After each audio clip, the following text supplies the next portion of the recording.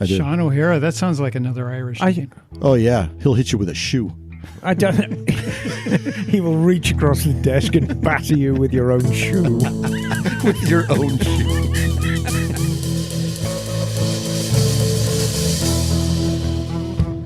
Hey there, welcome to Motorcycles and Misfits. And they are living up to the name today. Oh, yes, we are. Coming to you from the What? Recycle Garage. Okay. Here in sunny Santa Cruz, California. Tra-la-la. Hey everyone, this is Liza. And, well, I'm glad it's sunny today because my clothes are still drying from yesterday. But we will get to that. Though I know no one has any sympathy for when we complain about the weather, but we got a good one for you this time. Let's get to who is with us. We've got a room full of people, 2 rooms full, in fact, joining us, sitting wide and taking up all the space on the Classic Girl couch. It's Miss Emma. Hello, darling. I am sitting high and wide. No, I've already been yelled at by Liza because I didn't even realize Liza does not like coffee. And I mean, it's almost like a phobia. So I have a large coffee from 7-Eleven. The good stuff. The good stuff. Mm-hmm. And I was already berated for putting it on Liza's soundboard. Yeah. Well, remember, it's just make sure you leave it here after you take off after. Well, you know, I'm going to put it. No, I'm going to put it in a secret spot in her bedroom. She's not allowed so she to bring it in the garage. She's been banned from bringing her cups in the garage. Full disclosure, by the way, I have been eating Indian food. Thank you for the heads No, up. that's you've been warned. That's what that's means. Fresh, You thank her now. fresh back from the land of Lucky Charms. Always after me, Lucky Charms. It's Neil. Hi, everybody. Hey, Neil. Hello. And then going around the room, we've got Naked Jim. Be cool, be kind, bring firewood. Yes. Hey. Very true. And sitting over by the door, ready to flee at any moment. Yes. It's Stumpy John. Hey, everybody. Good to be back. Yay. It's nice to have you back. Thank you. You appear to have a large shaggy dog with you. I do. It's my, It's expired on the floor. she has. Okay. Are you by the door because of Emma's confession about eating curry vindaloo? Oh, she already confessed to me outside in a different way. I already knew. I was in the black zone. Made it known. We need a confession box. We do. In the garage. That could be interesting. Yeah, I mean, it'll be full of confessions from me. I've been eating vindaloo again. You cannot unsee that stuff, though. Vindaloo? Okay, if it is, you have to You can't draw unsell your it. confession. It can't be written form. You have to draw Pictionary. a picture or picture book of your confession. Or do charades. Or schematic with Charades would be the way. No, I like it in the form of a technical schematic with like arrows indicating all direction. blown apart. I'll buy What the about a flip book? I'll buy the I'll buy the graph paper. Yeah. Okay. Yeah, to a flip book of the after effects of Vindaloo. That'll work. But you need the 8x10 glossy pictures Yes. with the circles and arrows and a paragraph on the back of each one explaining what it was. Yes, exactly. It's I not got just all- I got your Venn How's the diagram restaurant? right here. Houses. Oh, that's right. It's Arlo. Yeah, I knew it was somewhere. And continuing around the room into our extended studio, which we get to call it that now because Indeed. there's actual sound equipment there. We've got Bagel. Greetings from my lovely recording studio Wow, now this- in my shop. You sounded very sultry. Sounds good. No, you do sound Yeah. good. And how is Velveeta this evening? It is very, very cheese. damp and cold. Oh, Is that a skunk on a scooter on your shirt? I can only see the tail. Oh, it's a cat on a scooter. very bitch, nice. move over so we can see the whole thing. Oh, I love it. Oh, Where can we brilliant. get a shirt like that? At Inland Invasion Scooter Rally last year. You have to fight them for it now. I will. Yeah, I will. they're sold out. I be will fighting him beat later. you up with your own shoe. Do me a favor. Make you call me the governor.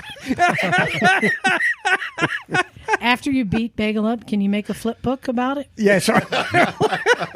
No. But the reason for creating a studio there is so that Bagel can have Guests. guests join him. And so Indeed. we've got the lovely Steph Yu joining us. Hello, I'm back. You are. And thanks for elevating us out of the gutter that we've been in so far. Jeez, that's way Nice to have you here. Oh, wait. If we want a flip book, she's the one to do it. So, Stephanie, I have a question for you, sweetie. At the rally, did I grope you inappropriately? No. Okay. Oh, very good. Thank you. I was I've surprised at never how- heard you say that, and you were genuinely concerned. No, The I look was on your face. No, No, I was genuine. Well, I was blindfolded at the time, and I was just presented with what I thought was a motorbike, and it was obviously not a motorbike. It was squishy, and then I realised I'm squishier than a motorbike. you are. Yes, You managed to identify everything very quickly. yes. Very impressive. Well, thank you, sweetie.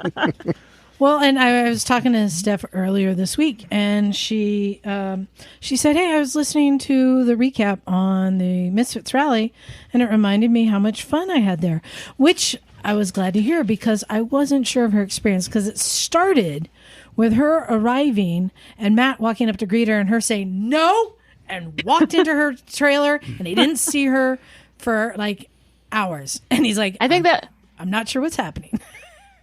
I think that was entirely because he like caught me before I had coffee and I was on the way to the restroom. So there were like other things on my mind that I'm like, no, I can't, not right now, not right now, not right now. Also, I have to work, and then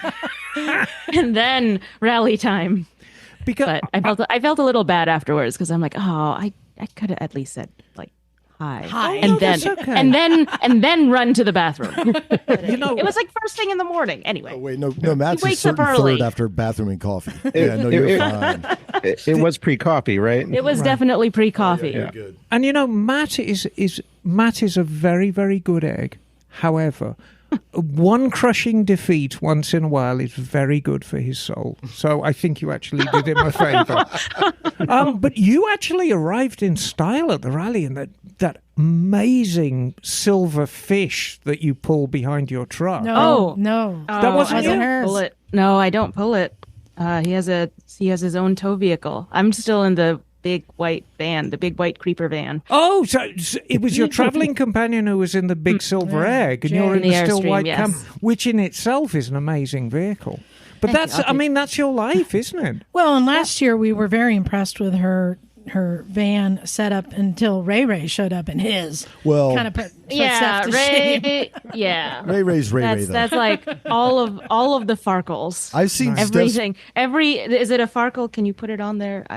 That's like, he had a Steph, beautiful van. You need to have a backboard, a shovel, and a fire extinguisher attached to I your have van. I have a shovel. Here's what I would there guess. are emergencies you need to have a shovel for. Ray's also with Steph is here's the difference. I think Stephanie lives the adventure almost every day, where Ray lives the adventure too, but he's a little bit more cautious. And I would bet Slightly Steph more has bougie. everything she needs in that little setup she has. Even though Ray has Arabic next to his gas tank in case he Right. goes I to mean, that's pretty cool. Saudi Arabia. It was pretty cool. However, the buck stops. Only one tow rig has taken a first place at the Lowrider and Hot Rod show. And an uninvited. and invited, and that would be mine. That is true. That is true. Well, I wanted to get to what we did this weekend, as we mentioned. This was the big weekend wet. for the Quail Motorcycle Gathering. For those who don't know, this is a concours d'elegance. It's one of the nicest in the country shows, wouldn't you say, Emma?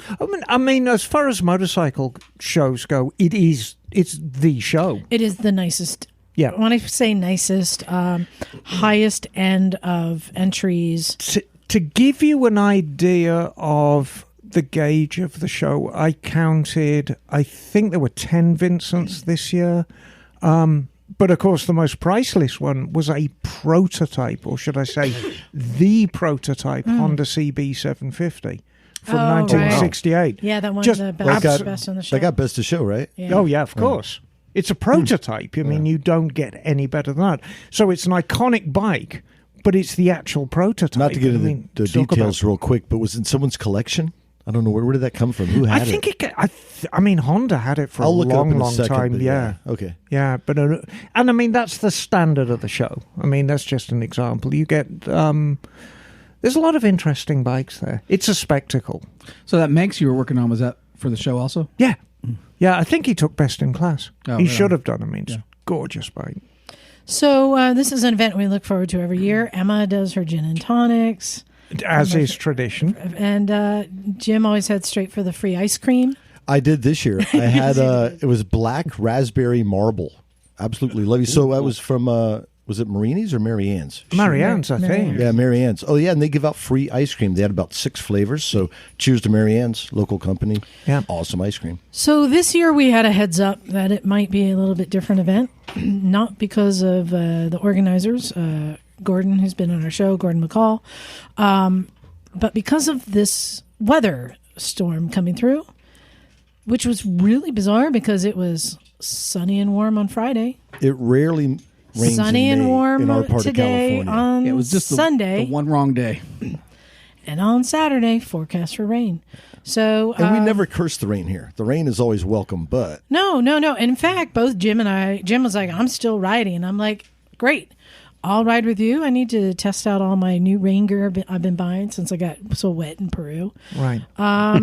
And we went down there, and it was not raining that hard. It was kind of drizzling. And I we think went the down rain there. was coming from the north because I fielded Yeah, a it phone was. call from Craig, who was in Santa Cruz, and he said, "What's the weather doing there?" I said, "Oh, it's the sun shining," and this was probably about 9 o'clock. Yeah. Well- and he said, "Oh, it's raining here, but not heavily." I said, "Come on down." yeah. Well, in usual fashion, we started our morning at the Santa Cruz Diner for breakfast, and it was kind of clear, right? Because it was Right. what time was it? Like 9:30 or something Yeah. or whatever. And we had a leisurely breakfast, and as we had breakfast, it started drizzling. A little drizzle more, then a light rain. I'm like, okay. And I looked at the radar, and the front of the rain just reached where we were at. It was moving kind of directly at Monterey County, that heading south. Right. And so basically, we kind of rode with the storm to the show and hung out with the storm at the show, and then rode back into the storm. So yeah, we stayed, and first thing we always do is we kind of do a lap, see who's there, start lining up some interviews because we look forward to doing interviews. Well, there. the first thing you do is dump all your stuff at my that's the first tent. thing we do. And say the magic word. Can I have a gin and tonic, please? Exactly. Although I didn't have one, I said the magic word nonetheless. Yeah, but And then put my shit right on top of your I cooler. bequeathed somebody a gin and tonic in your absence. I know, and it smelled lovely. Yes. And honestly, I was wondering how people were going to handle the show. I'd reached out to the Quail, said, "Is this still happening?" And they said, "Yep, rain or shine." Right. And so a lot of the entrants just brought their own pop-ups and just had pop-ups over their bike on the display on the golf course. And of course, you had all the pop-ups around the perimeter that were all the vendors. But we realized pretty quickly it was like it wasn't getting better. So we went and chatted with people. Not that many people were there, understandably. But it was nice that the Quail did make some arrangements. They had a tent over the stage and then another large tent with bench seats in front of it because they had people speaking. They had Ricky Johnson there and, of course, Wayne Rainey. Ricky Bobby was there? Yeah, Ricky Bobby. Ricky You Bobby. would have liked that, John, I think. Ricky I would have Johnson, loved yeah. it. You're not first, you're last. Yeah, Ricky and Wayne Rainey talking, and but we could tell it was not letting up. It was getting worse. Yeah, but everyone had it was interesting. It kind of separated the wheat from the chaff, so to speak, or the smart from the dumb. I don't know, but the people who were there really wanted to be there, Right. And they were And a happy. bunch of people did ride there. No one was pinched. Everybody was like, No. "It's raining, but hey, we're here. We're having a And, good time." that was the prevailing attitude for the majority of the day. I mean, it started off because I actually helped set up at about 9 o'clock, so I was there before the gates even opened. And, the first couple of hours, people they're just ignoring the rain. They're walking around in normal clothes and, all the bikes are out in the open. But then it started chucking it down. And the Yeah. ponchos were coming it out. Chucking it down. It was chucking it down. And then it started going horizontal and Yeah. things started Well, really getting wet. And so that was the unfortunate thing is we're walking around looking at bikes, and there are a lot of bikes with just covers over them. And I'm like, oh, apparently these are 4 CBXs from a collection, but they just had covers over them.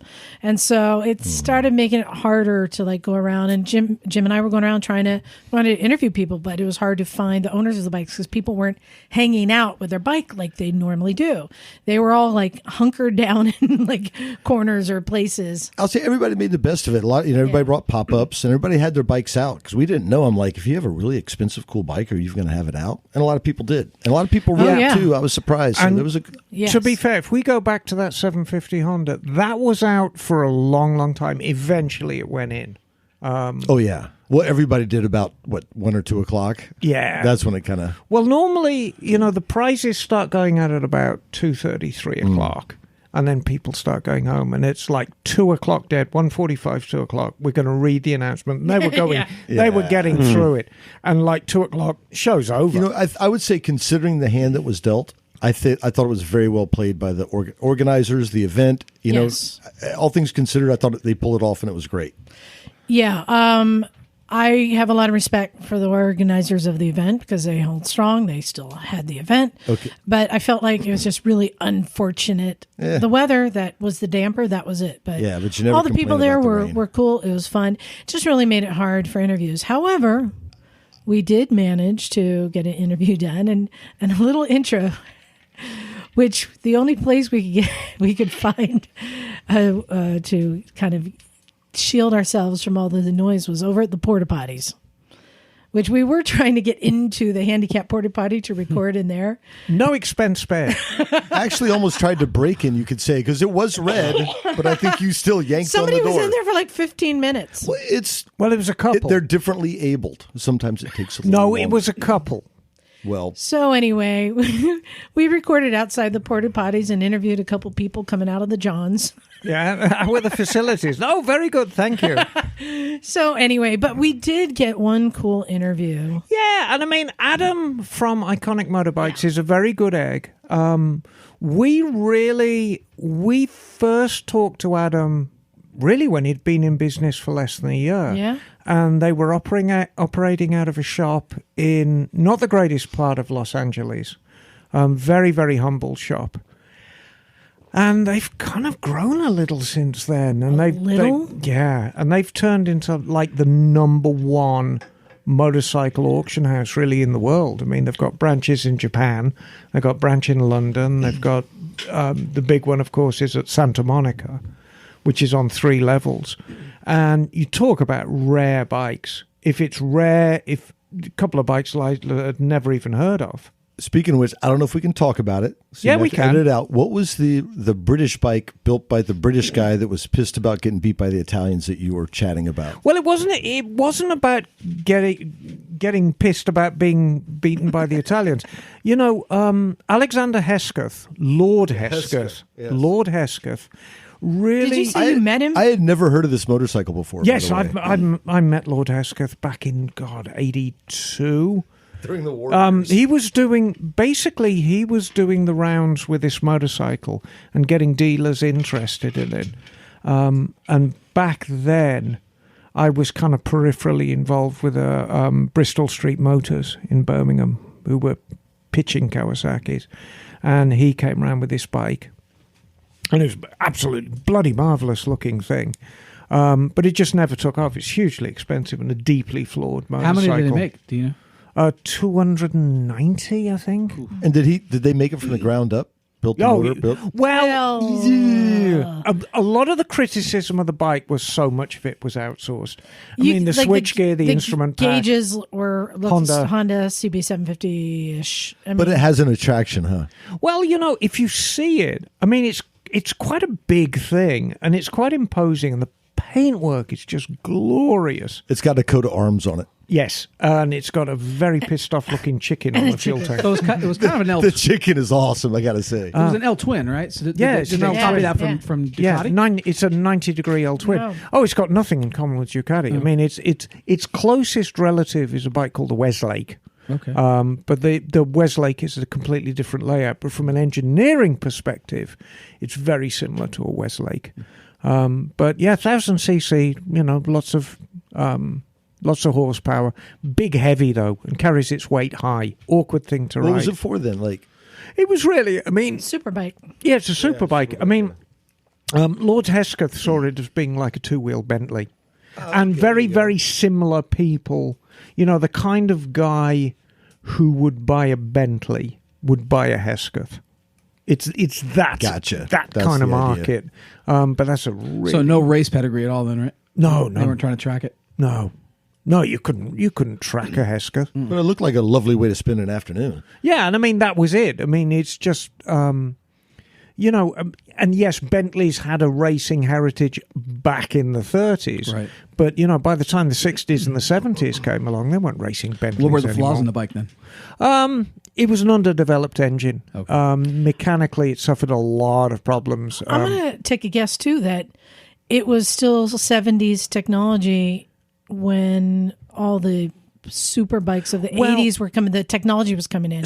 I'm guessing it got dated. Yeah, it's strictly speaking, it was the first British bike with twin overhead cams and 4 valves per cylinder in that combination. Yeah. And the Japanese manufacturer's been doing it all few years before. Yeah, I mean... If you look at, like, the KZ became the GPZ, there's, like, a year between these two bikes, and they look like they're easily a decade apart. Right. In the technology and the styling. Just This one is in that last decade. Yeah, it was right at that it's point. It's this quantum leap forward. And that's part of the appeal of the bike to me, because there it was. And, you know, I haven't seen a Hesketh in the flesh for 40 years. Mm-hmm. And I was just as taken with it as I was back then. And I found out, so I said to Adam, are you flipping this thing? And he said, oh, we just sold it to Cheyenne Motorsports, private collection of all things. And I found out what it changed hands for. And I said, look, I might be interested if I can get it for similar money. Was it $1 million? No, actually, it was a lot. I heard the number, but yeah, surprisingly a lot less than you might think for... Well, I don't think there's a demand. People don't know what it is. It's Here kind of they just a don't. curiosity. It's one of those ironies. It's probably worth a lot more back home than it is here. And I mean, I'm relying on the English listeners. I mean, does anybody know what Heskeths go for back home? I know they went for 12 Which was a lot of money. Yeah. In 1981, that was a ton of dough. I knew a About punk band named 50, Husker Du. 60,000 in Yeah. 1980s money. Yeah. And then right next to it was a bike with 32 valves or more. What the heck? the NR750 And then Honda. You'll probably talk about it. Yeah. Well, then next to that, Bada bing, bada a boom. bike worth a few $100,000. Yeah, and these are the bikes that iconic motorcyclists kind of... NSR. No. Yeah. Yeah, he started it for us. Oh, nice. Yeah. Well, in fact, let's hear that. We did a little intro there at the bathrooms, at the porta potties, and then we got an interview with Adam from Iconic. So let's hear that here. Hey there, welcome to Motorcycles and Misfits, coming to you from The crappers at the Quail. The crappers at the Quail. 2024. No, look. It's a bit soggy here at the It crappers is. today. I was going to say, every one of these events has its own unique flavour. Mm-hmm. And I think when we reminisce about the Quail 2024, the weather is probably the thing we will remember the most. Because, I mean, yes, it's been cold before, and yes, it's been windy before, but God, it is pouring with rain. Just to be clear, we are standing here getting pissed on in the rain. next to the porta potties. Next to the porta potties. No, I mean, no expense spared. I mean, you know, it's like... But here we are. We're here at the Quail. There were lots of motorcycles parked when we came in. Yes. There are lots of people here. You know, the weather's dampened spirits a little bit, but there's still a lot of motorcycle passion to be found. Oh, the yeah, Quail. and I mean, the thing is, look, motorbike people are a different breed. And I have heard over and over again today, we're not going to let the rain get us down. We're here for a good time. We're here to see some motorbikes. You know, there are some multi-$1,000 bikes getting very soggy on the lawn. Yes. But that said, Cool bikes. cool bikes. The crowd is very good-natured. I haven't seen any punch-ups yet. No, I think there's free ice cream. Free ice cream, free gin and tonics Free at the gin and Mototown tonics. tent, which is traditional. Yes. And I'm doing brisk business. I have to say that this is pretty tragic weather for an event of this caliber, but everyone here seems to be pretending like it doesn't exist. Yeah. We're just walking around in all our ponchos and rain gear and chatting up, and that's the thing I love about this event. We say all the bikes are really cool, but it's the people that we meet here and chat up with, and that's what's so fun. And we're all just here like we're all in it. Yeah, exactly. And you know, the biggest tragedy of all, it's not a tragedy because there were two very good rides yesterday. The Quail event takes place over 3 or 4 days, and it includes organised rides. And yesterday it was blazing sunshine. Yeah. Absolutely gorgeous And day. it'll be beautiful tomorrow. Yes, it will. It just seemed for the actual event, it's a very, very late storm coming through. Of course, all our listeners in Europe are laughing at us right now. Oh, Or in rain Ohio, in for that England in matter. May? This is normal. Rain in Germany in May? This is normal. How did you find the accommodations here? Oh, just Perfect. Yeah, there you go. You know, this is a new low, even for Motorcycles and Misfits. Well, it almost got Interviewing lower. people who are just We exiting literally out were of going to the record porta out of Get the. out of Oh, the it's way. open now. Oh, hey. people alone. All right. Well, yeah, exactly. Well, Where it's not raining. so we're going to go walk around and see who's here and see if we can find some interviews, because there are cool bikes and cool people. There's just a lot of people hunkering down and hiding out. So we're going to go out Yeah, there. a lot of crinkling of the rain suits. In fact, Emma, I saw a bike I've never seen or heard of before over at Iconic. Those guys? Yeah, let's go check that out. All right, we'll do. So, once again, here we are at the Quail Motorcycle Gathering. How many years is this we've been going? God, Long time. a long time. Now, of course, I used to go to Legend of the Motorcycle up in Half Moon Yeah, Bay. me too. However, I'm already diverging because we are with one of my favourite interviews from many, many years ago. We're with Adam from Iconic Motorbikes. It's been a few years, It's Adam. been a long time. You're looking great. Is it Well, awesome? no, and you're looking great. But thank you. as good as we're looking, look, Iconic Motorbikes has gone from a tiny little niche motorcycle shop in a questionable area of Los Angeles. I'm not going to deny that. Venice Beach is most certainly questionable. You've grown a little. We have. We've been very, very fortunate. You know, the timing was right. COVID definitely helped a bit, and then from there, it just the sky's the limit. We Well, just you keep know, doing we've discussed how COVID helped us in the motorcycle industry in a previous podcast, and it really threw us a lifeline because the motorcycle industry was, I'm not going to say it was in a tailspin, but it was definitely down. Right. But of course, during the pandemic, people realized what a great pursuit motorcycling is, and you're not going to get the coronavirus. So we kind of went up, and you kind of ran with it as well, didn't you? So We did, and we're really fortunate that way because, you know, a lot of people thought that it was just people buying, but the beauty about motorcycles is a lot of people, or motorbikes as I call them, is when people need money, they sell them. And obviously when they have money, they buy them. So it works both ways for us. No matter what the economy is doing, we're seeing sales go through the roof.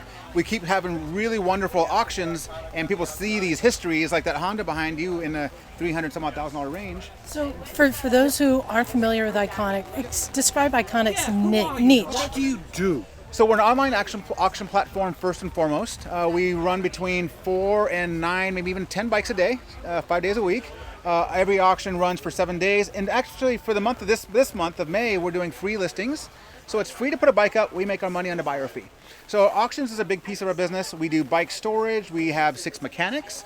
We have 20 some odd people in our headquarters in Santa Monica.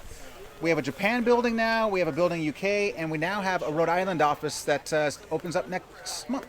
So, Wow. Yep. It's good.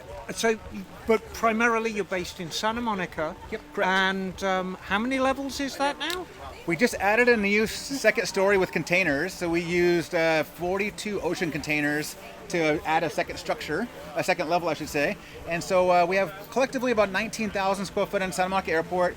Hangar 1. Right. And it's neat because it's the only hangar that has outside access. So people come in there, we have billiards tables, you can come play a game of pool, you can grab a beer, you can watch the technicians work, You can find a bike. You can sell your bike. All that kinds of stuff. So I'm kind of guessing a lot of your work, you'll be offered a bike that hasn't been run in many, many years, because a lot of these are collector bikes.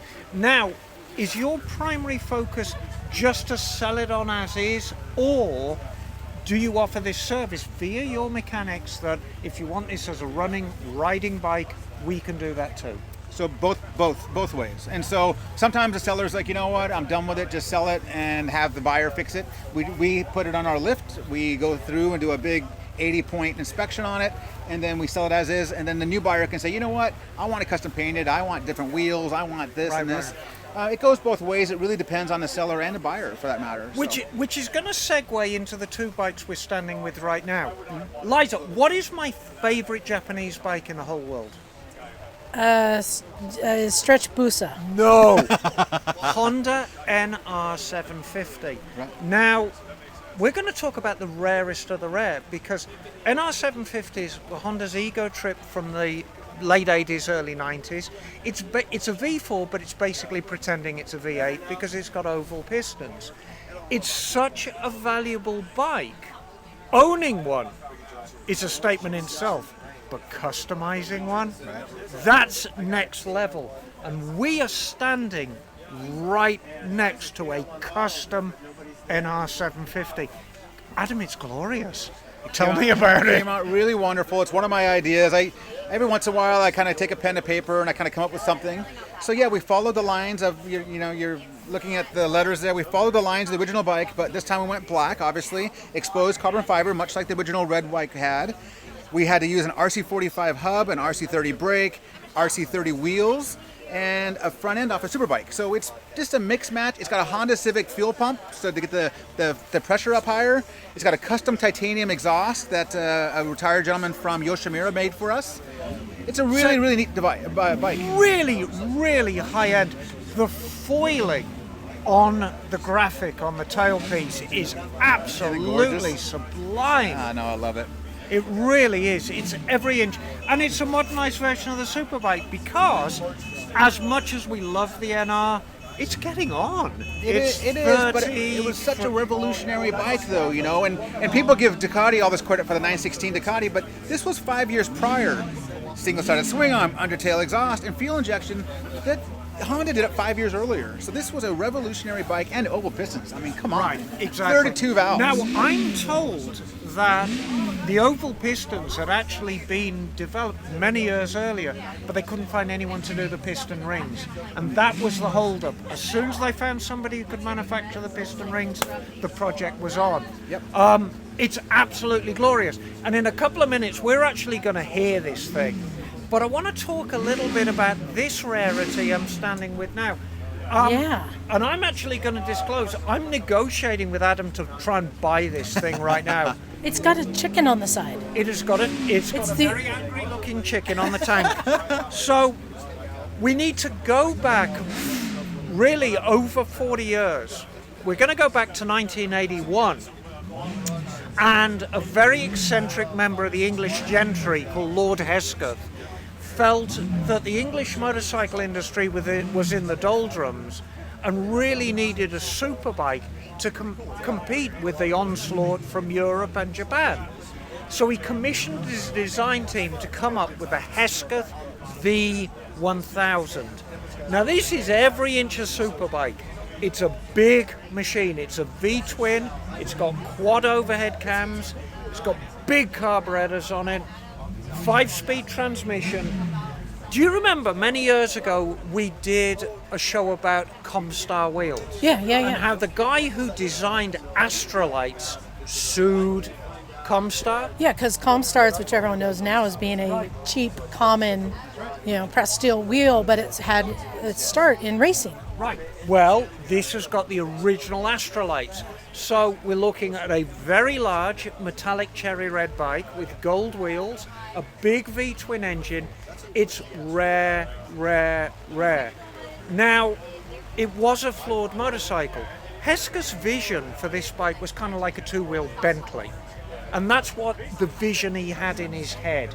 He wanted this to be a bespoke sports bike that appealed to members of the aristocracy, to members of the gentry who were perhaps motorcycle enthusiasts. The reality was it was a terrible motorbike. It was far too big, it was far too heavy, it carried its weight far too high, and there were incredible mechanical problems with the engine. They ate camshafts, they ate pistons, they ate cams. Can we talk about this engine? Describe the engine. Well, it's a 90-degree V-twin. Its Right. closest relative really is a Ducati in terms of layout. Right. So it's what's called an L head. So the rear piston is back at about 20 degrees. The front piston basically sticks out of the front of the bike. So you've got a perfect 90 degrees, which gives you perfect primary balance. So it's a very smooth running engine. It's got gear-driven overhead cams. The noise off these things was absolutely biblical. Love it. Not a particularly powerful bike. You're talking about 90 horsepower, very stout torque curve. If I had to describe it, I'd say it looks like a CB1000F, or like a CB, but with a Desmo engine in it. Right. And there was a lot of criticism at the time because, yes, it had gorgeous paintwork, including the Hesketh coat of arms and the chicken on the tank. Do you understand? What's the chicken about? Well, I think now that was Lord Hesketh's personal chicken. Yeah. I think it ended up in soup, but nevertheless. But people criticise it because the switchgear, the instrument panel, is part spin special. It's all Honda. So as a period piece, they're very, very interesting. But on reflection, it's a deeply flawed motorcycle, but a wonderful piece of British history. And I'm just curious, Adam, when this came to you, did you know much about it? I have actually never even heard of the bike. Okay. I know of Hesketh, the team, from the movie mostly. Right. And yeah, it was one of my favorite movies, to be honest with you. But I didn't even know. I was so fascinated by it. No, Lord Hesketh was a very, very interesting character and very, very quirky. I remember the Hesketh race team, they had a teddy bear as their icon, which is, classic Lord Hesketh, one of the great... we call them eccentrics. Madders hatters is a more appropriate term. But it's a lovely period piece and a very interesting looking bike. Perfect for the Quail. Yeah. I have a question for you, Adam. So you come across a bike like this, I assume it was presented to you? Yep. This one has a 38 bike collection. So right? There's a bunch of bikes came to us. Now, you've already sold this bike, but how do you go about when you get your hands on a bike? Did you just put up on auction, or do you have a Rolodex of people you call? How do you sell a special bike? Mostly both, but at the same time, 95% of our bikes go through our auction platform. And the sellers want that anyway, because at that point they can kind of yield whatever the maximum value of the bike is. And it happens all the time. We had a couple of Ducati 916s up recently, and the seller says, I'm not taking $1 less than $12,000. And I said, well, that's a reasonable ask. They both went for $30,000. So you just never know.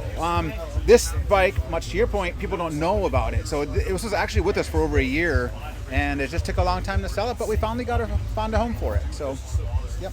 Yeah, and I mean, there's a couple of things that are going against us. Number one, a lot of our customers are aging out. And, that's a good or a bad thing. But you see the trends. So I'm going to ask you to stick your neck out, Adam. What do you see as the bike that's going to make the most gains in 2025? Well, I was right last time. I kept saying the first year Hondas were going to kill it, and they did. The 93 Hondas just went through the roof. Right. A lot of people were already kind of seeing that, but after we started, it really went nuts. People asked me what the next one is. I said the 98 R1 will be the next big one, and it was. 98 R1s are great. They still are really hot. Right now, what we're seeing more and more traction on is the S-Rad GSXRs. I love the S-Rads. Yep. It's unique styling, absolutely unique styling. Love it or hate it styling. I think they're beautiful, but of course, as you know, I love old Suzukis. But they are very polarizing. They've got a very, very high tail, narrow tail piece. Coming around. They're getting higher and higher value. The gold ones especially are going crazy right now. So that's kind of what, and then it's all about the age, right? It's all the stuff that we wanted when we were younger, and then now you have money, you go back and buy it. We're seeing a lot of two-strokes again. Right. Two-stroke slowed down a little bit last year, and then it went nuts in the last 4 months. So NSRs and TZs and RZVs and all those things are just going nuts right now. So it's good. But you know, we had before we actually started recording, we had a little chat about integrity in the industry, and I'm always thrilled about how you run your company because it's really the only way to be. These are very, very high-end bikes. These are very, very high-end buyer and sellers, and you take good care of them, don't you? We are. We're very transparent on everything. We have 6 amazing technicians. If the bike happens, you can buy and sell a bike anywhere from the world on our platform. But if the bike goes through our site, we do the best we can to research it. If it goes through our facility in Santa Monica or Rhode Island, Japan, or the UK, then we'll do an inspection on it and report anything we find. So. And can people still drop in down in LA? Oh, they know. They've got pool tables, snack bar. They got everything. That's how we found you. And free beer. And free beer. Good Lord! I'm on my way right now. Adam, it's always a great interview. Wonderful seeing you thank you again. so much for giving us this time. Before we say goodbye, I want to hear these two. Okay, let's do it. All right. All right, we'll start off with the black NR. I started a little earlier. This one's not too loud, but that one will get your attention. So it's got an aftermarket exhaust, a custom exhaust on it. That's why it's got that rumble. Just look at that instrument pack.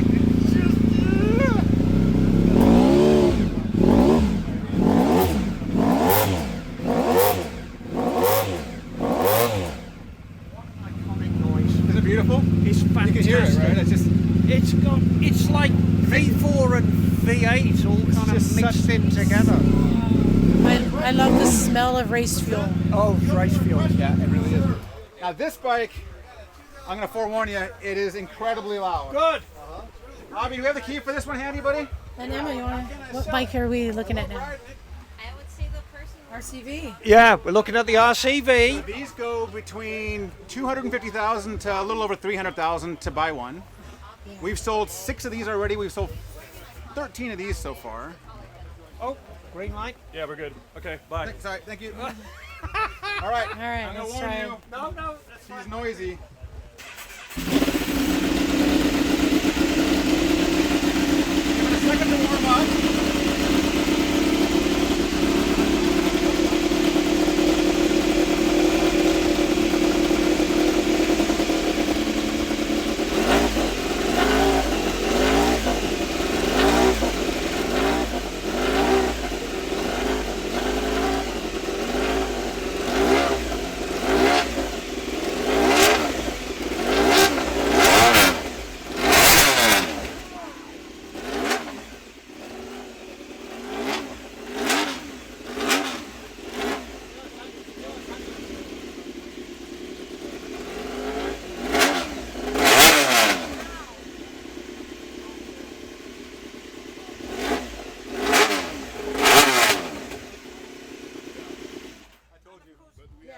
That's blowing out my headphones. And of course, the irony with these bikes, just a superb track machine, but the majority of them are going to end up static in collections because they are simply so valuable. That was so surprising to me on this one. So the owner, this is the first one we brought into the States. It was incredibly difficult. We had lawyers and everything else involved. Ended up being like $350,000 Yes. all said and done. And he says, take it to your track day. So we did. I thought that was like the coolest thing I've ever heard. You've made quite a name for yourselves as being the NR 750 Peddlers Supreme. Because you said how many? 30 plus? We sold 13. There's 300 total. These we've sold. Actually, we have 2 more of these right now. We just sold one to China last week for $275,000, and we have a second one in Thailand right now in a box that we own. So that's over there. So I mean, you like the way you went with the NR 750. So you probably will go with these, yeah? Pretty much anything, though. Yeah, pretty much anything. Thank you. Thank you so much. You're welcome. It's great to see you again. And your final plug, how do people learn more about you? So iconicmotorbikes.com is our website. Our Instagram and Facebook is under Iconic Motorbikes. And so we have almost 600,000 followers collectively now. So please check us out. And Follow them because pay they us a visit. You know, they're good eggs. It's as simple as that. You should follow them because they're neat That's people. right. That's right. We have a good time. Yeah, exactly. Great, thank you. You're welcome. Thank you.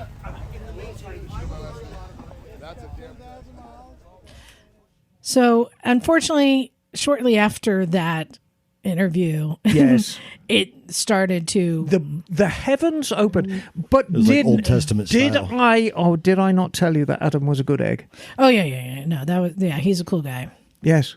Yeah, but the rain started coming in sideways, and no one was safe in any we're like, pop-up tent. let's ride home. So both Jim and I are like, you know what, everyone's kind of disappearing. It's hard. We can't get interviews when it's raining this hard, and let's just go home. So Jim and I threw on our gear and headed out. So I said that it would be a good test to try out all the rain gear. Let me tell you what I had on. I had a short sleeve shirt and then a long sleeve shirt for warmth. Then I had my new Climb waterproof pullover. Mm-hmm. Then I had a puffy jacket. Then I had my motorcycle jacket that I recently Scotch guarded. And then over that, I had a brand new nylon rain jacket. And then I had nylon rain pants over. And high vis too. That was very helpful. Yeah, high vis, really nice. Jim and I took off, and I had to keep checking in with him on the comms. Like, are you doing okay? Because the wind was blowing hard. We were riding at a lean, and I could see like standing water on the freeway. And I can tell you, at that moment, I knew exactly what that Niken was made for. Right. And that explains the market, because we had a little chat about this afternoon. Yeah. And Liza needed new tires for the Niken. So I went on to the forums, which is something I try and avoid forums because there's so much misinformation. But there simply is no information about Nikens in the regular spots. So I went on to the British forums, and it seems the tires of choice are Michelin Pilot Road 4 GTs. And those are all of our kind of... Yeah, exactly. I love Road 4 GTs. Got them on Rufus. I have them on the Suzuki that I was on right. last night. But of course, 190/17 on the rear, very easy. Mm-hmm. But the front, you need to get creative because they're 15-inch. Did they make them in that yes. size?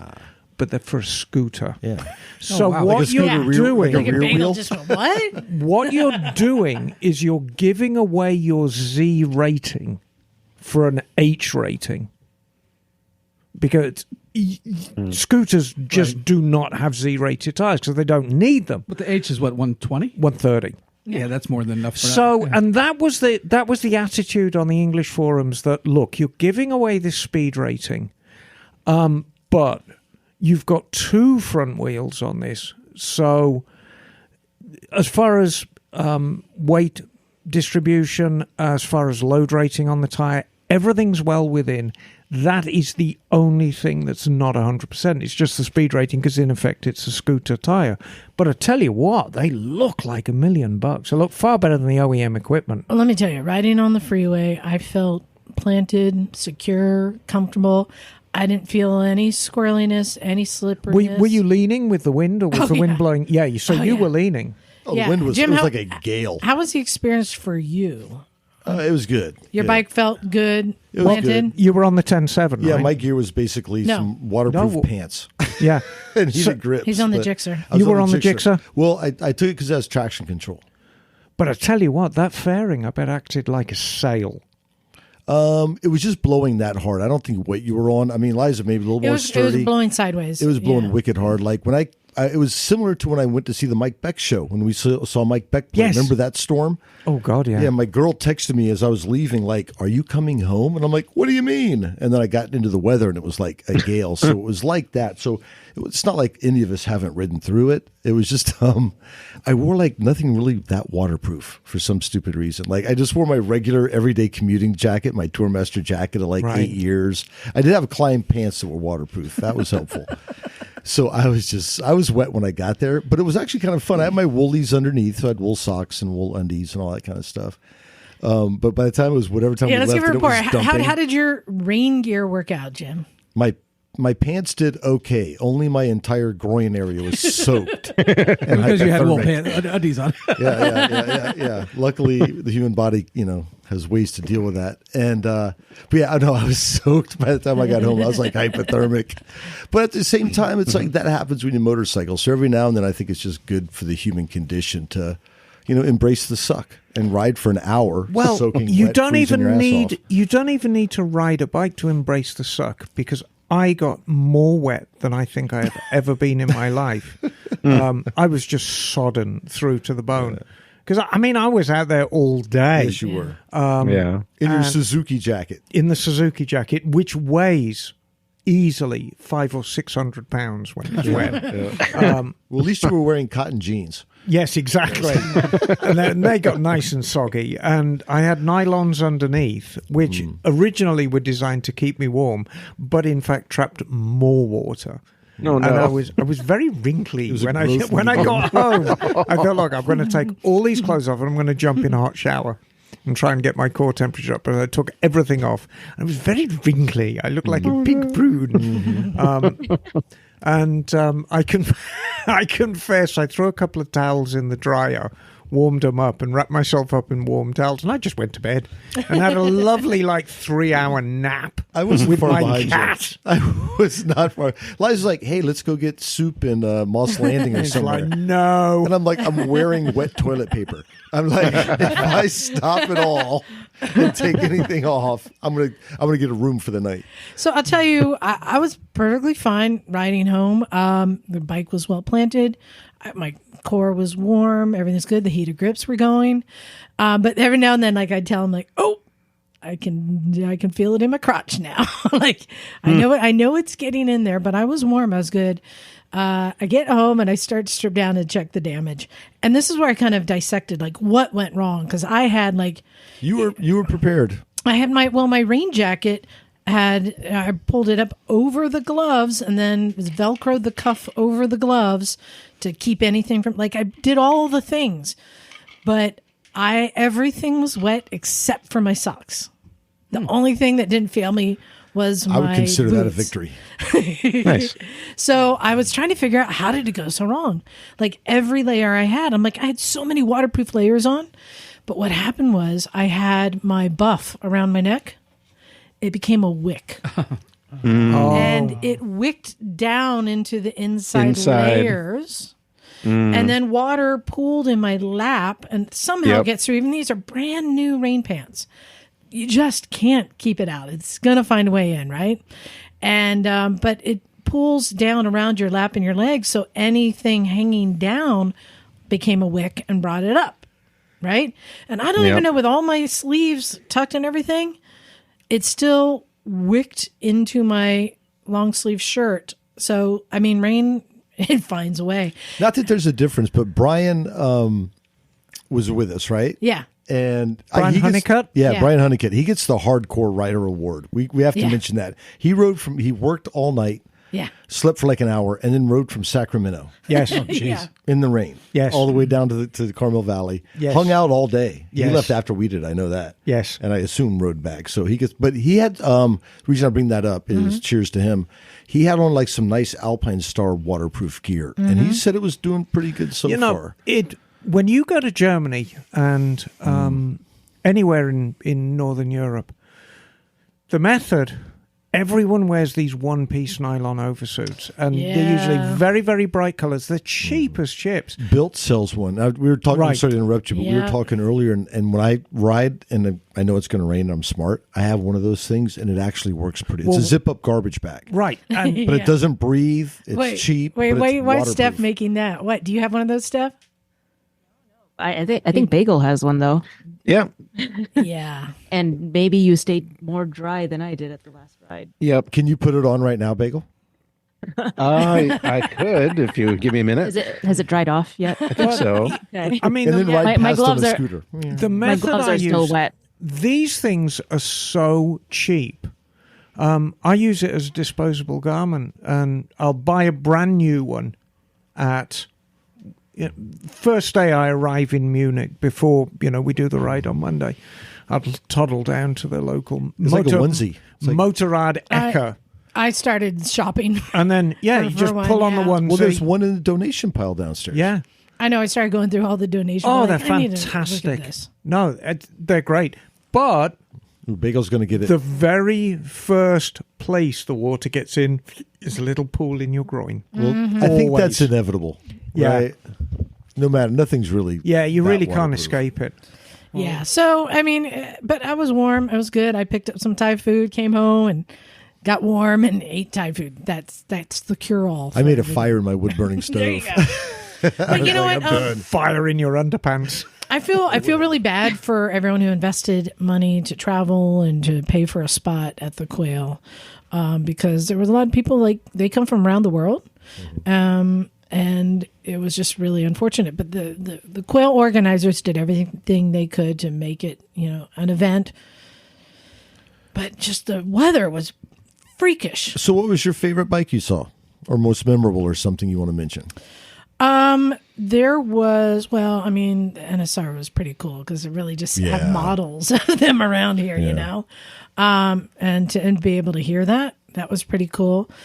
Seeing the Hesketh, because that's a bike I'd never heard of from a time that I've been alive for. So it's like not like something from like the 30s. Like I didn't know it existed.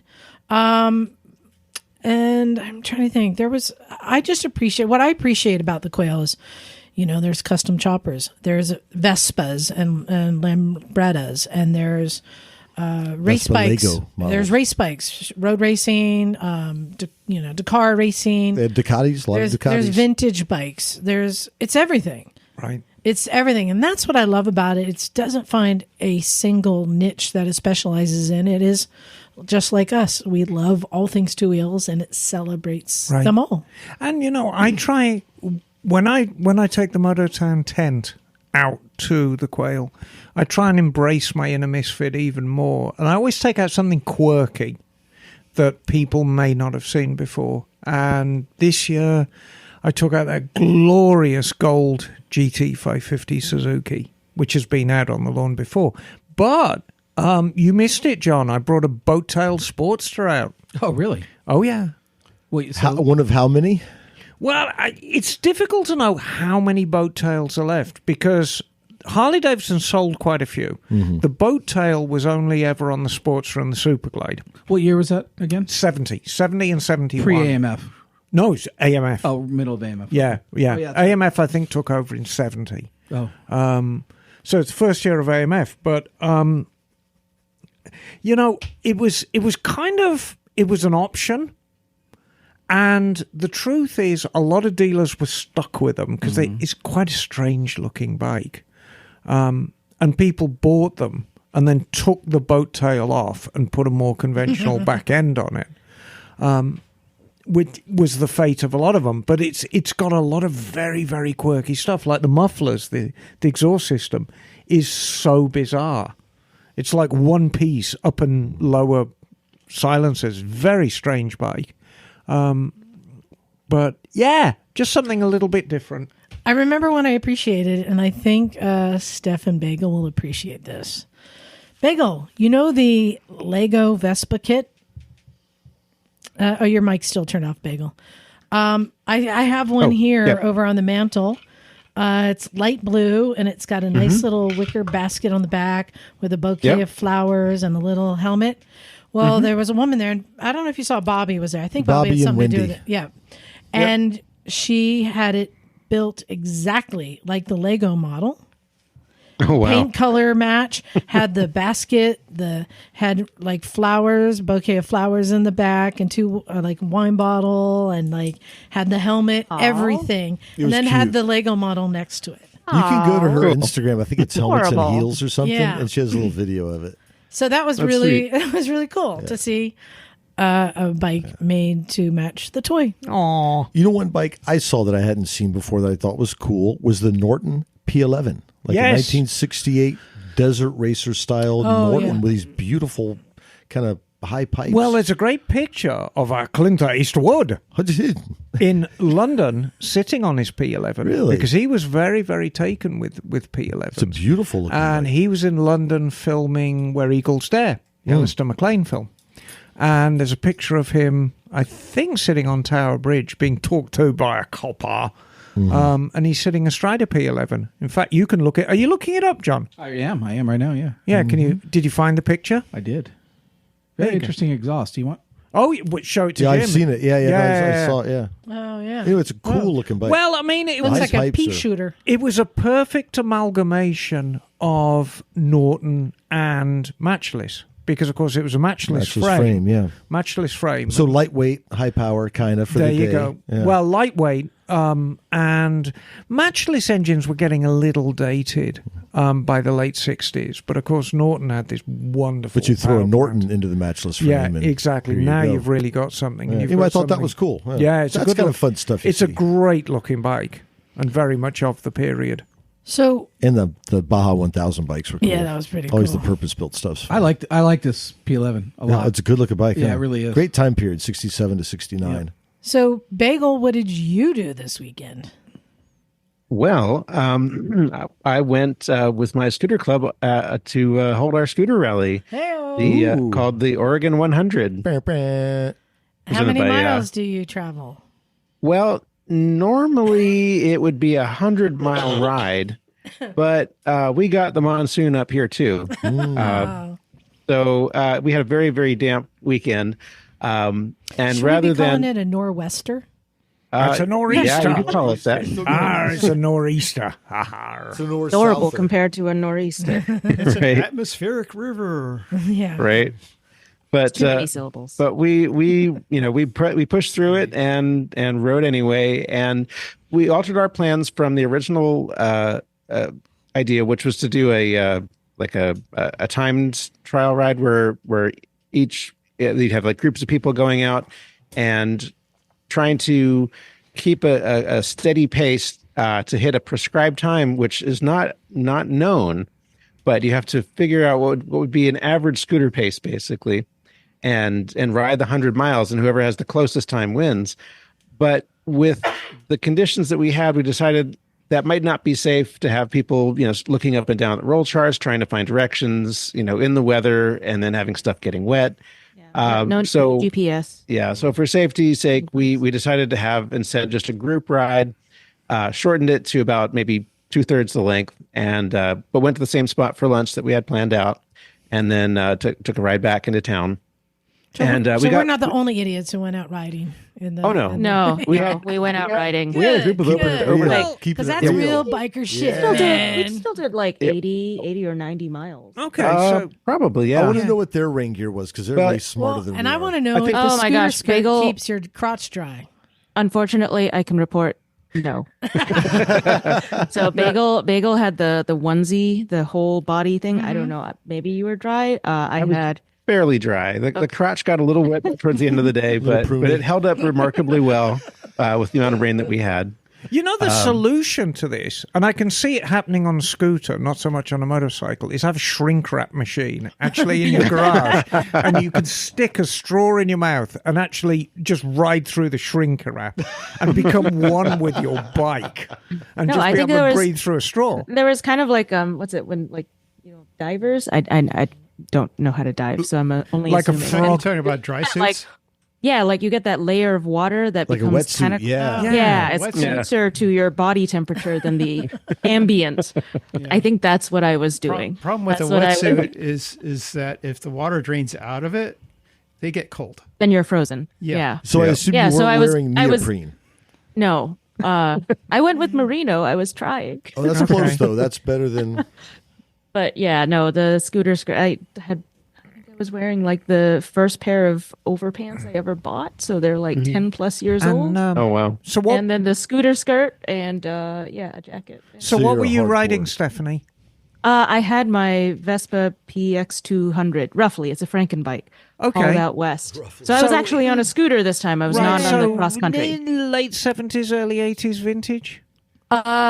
Technically, on paper, this one's a 2005. The 1 year that they imported the PX 150. Really? But it has a crated 200 engine in it, and the frame is off of a Stella, and it's really. I was hit by a car in Atlanta. and so Okay. this is- yeah. So it's it's a Frankenbike, but it runs. It's I can neglect this bike, and But it it- still starts. But a I'm very- two-stroke, of course. Two-stroke, yes. Very Two-stroke, nice. shifty. Bagel. Yes, Were you riding Heinke Heinkel? I was. Oh, very The Heinkel good. did not skip a beat the entire day and weathered the storm just like a battleship. That is very impressive. Because I don't think you wouldn't take that out in the rain. Usually Bagel, I don't, but it is a battleship. yes, it feels like it. It's tons of steel cruising down the road. I did have a weird Premonition? failure, technical failure. Took me a while to figure out. So Jim and I are on Senna's and we're on comms, and my Senna kept not turning off, but it would like go mute. But even like I couldn't even hear when I was pressing the volume wheel. I couldn't hear anything, and I'd have to like jiggle stuff, and it would come back. And I finally figured out. I don't know what caused this, but if Jim said anything, it would shut it off. It was like it peaked the speakers and it would like shut off. And so, But you could keep talking. but I could talk. I could hear her. I'd have to like tap the volume wheel, and then I could hear his ambient sound of the rain dripping, and I could talk to him. But I'm like, okay, you can't reply, but you can go mm-hmm or mm-mm. Like it has to be quiet. Like just when you think comms with Liza can't get worse, you are sent to comms hell, where only she can talk. And if you talk, everything It shuts was down. quite a weird. It like a seemed like it purgatory. might be a setup. Oh my But god! it was so weird. But yeah, every time if he talked, and we kept it open in case there was an emergency or something. Like, but I'd say, "Hey, you want to get food here?" And I just hear Nick, and it go dead. And I have to tap it. I get it to come back, and I could talk, and I could just hear him go, "Mm-hmm, mm-mm, mm-mm." It was really weird. So I haven't tested it. But I think yesterday did actually test the boundaries of what should be considered waterproof. Next time I just missed. I've been like, yeah, I can't hear you either. And just shut it down. Yeah, there you go. anyway, well, we all had adventures. Bagel, did you win anything at your rally, or is it just a I survived? Bagel did. Yeah, I guess technically I did.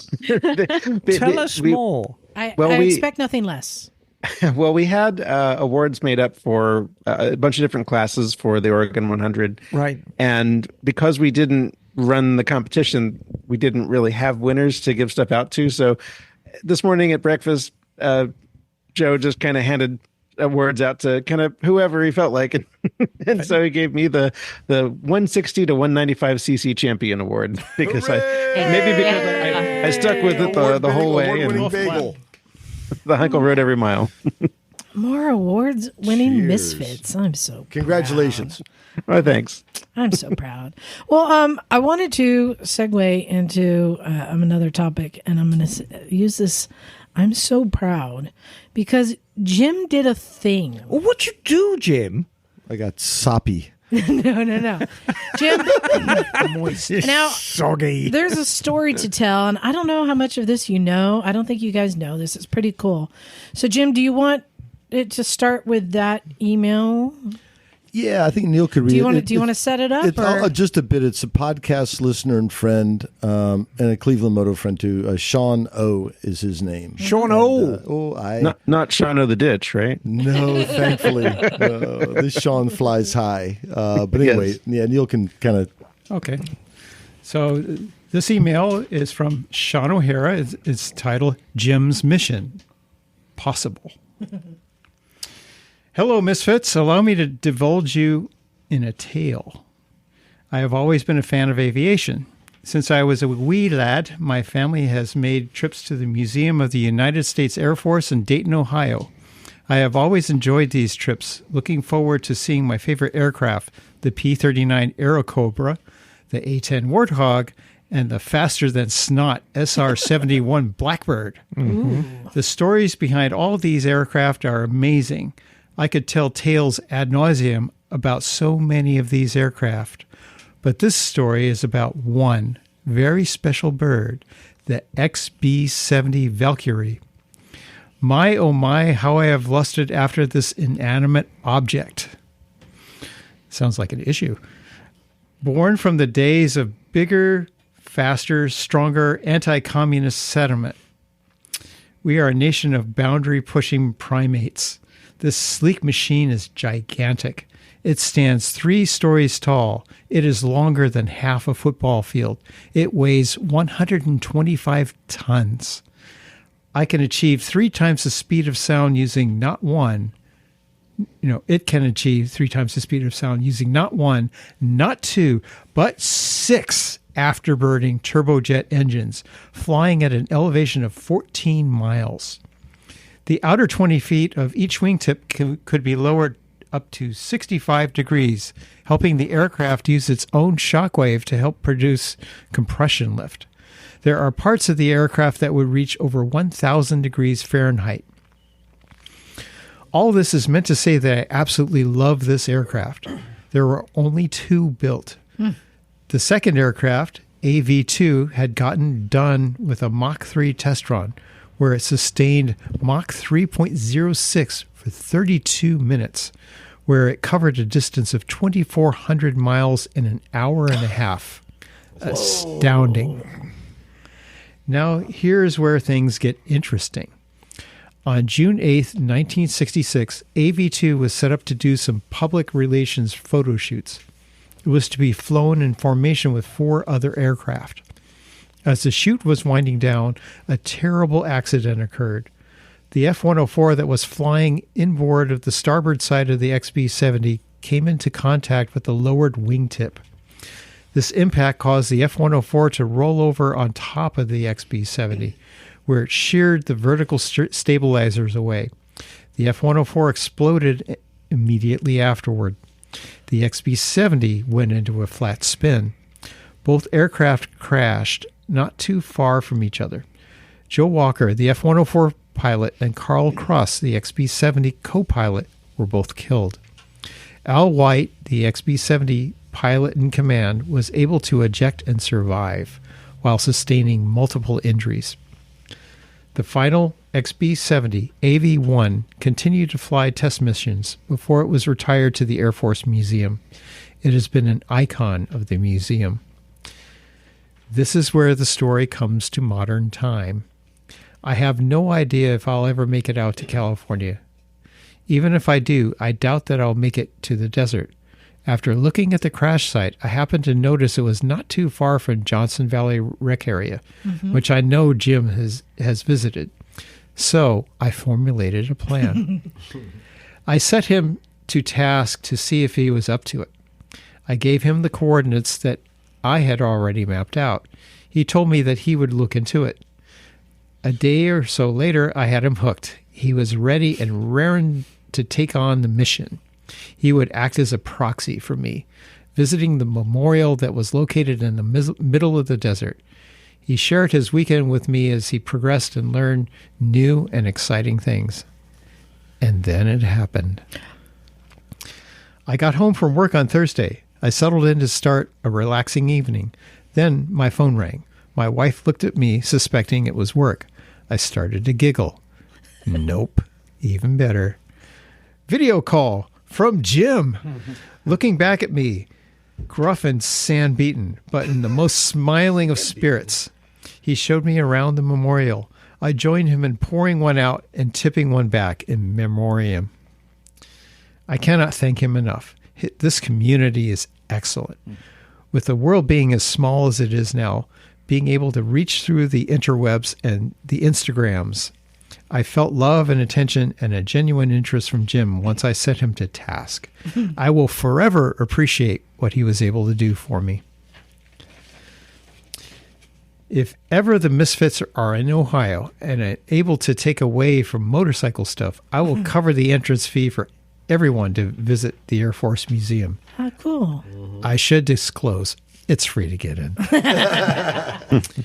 Keep adventuring, Falcon or Sean. Cool. And, so, Jim, I didn't know that you had this mission and you were like, sure, I'll go. Yeah, Sean, or we'll call him Falcon now. Falcon. Yeah. Codename Falcon. So, yeah, Falcon messaged me and he's all like, told me the brief story. And we talked about it a little bit on the podcast. And I'm like, cool. Because once you kind of read the story, it's kind of neat. Right. And I like, that Barstow area is fun. So, yeah, I ended up at a place called Rainbow Basin Natural Area or something like that at Forward Operating Base Owl, as I let Sean know when I arrived, FOB Owl. because it was Owl Campground. Made sense. Yeah. Anyway, and off I, tootled into the desert, found the place. And the fact you get cell service, I think because there's such a big military presence out there, the cell service is pretty good. So I called them from the memorial. It's like a grid point out in the middle of nowhere. Yeah, I brought scotch with me in a coffee cup, which I thought was appropriate if you're going to toast some, the passing of some pilots. So I called them, and we had a serious moment, paying our respects to what had happened there, and cheers to one another, and off we fucked. Yeah, and the thing is, with the advent of all this IT, there's so much information out there, and there's so much misinformation. But the one thing we all have access to is this unparalleled access to history, and it's all around us, everywhere. I mean, there is a story of every town. If you want to read some wild history, read the history of Santa Cruz, right where we're at right now. It is wild. And we have access to all of this information. And in England, the hills around Wales, there's aircraft crashes everywhere, and you can visit the wrecks, and it's incredible. There's actually... It's heavy. Yeah, it is heavy. There is actually a dam that you can visit where they practiced for the Dam Busters raid. Oh, that's cool. Operation Upkeep. Yeah. Yeah, no, it was cool. Actually, when I first got there, I sat and meditated for like 15 minutes just to kind of connect with the whole place. And then you have a follow-up email. Yeah, so another email from Sean. So it was fun to get sent on an adventure. I'm like, that's cool. So I went down there, and the other thing we talked about is there's the old airplane graveyard in California City, I guess it is. Right. And it's actually kind of a spaceport where they do some cool stuff out, and there's a diner there. So I went there, and they have tons of cool stuff about experimental aircraft. It was all new to me. It was kind of fascinating. That's right. And Bert Rutan. Bert and Dick Rutan. Yes. So while I was there, I picked up a shirt for Sean because I'm like, just something to say thank you, because it was a lot of fun. And so I picked him up a shirt and the coolest pin. It's a pin shaped like an experimental aircraft, but at the end, the wings open and close. It was pretty very cool. And I had sent him a T-shirt and stuff. It's a small token considering what he had given me as far as what I got out of this adventure, because I really did get a lot out of it. So a small token. So, this is from Falcon. Okay, I thought everything was over, at an end, finished. But no, I don't know what sort of chemicals caused the wonderful crew of misfits to congregate in the Santa Cruz area, but I like it. So there I was, minding my own business, going out to get the mail as I do, where I find a box. What's this? Not expecting anything. Well, I observe with delight the name reading and the sender's location, Jim.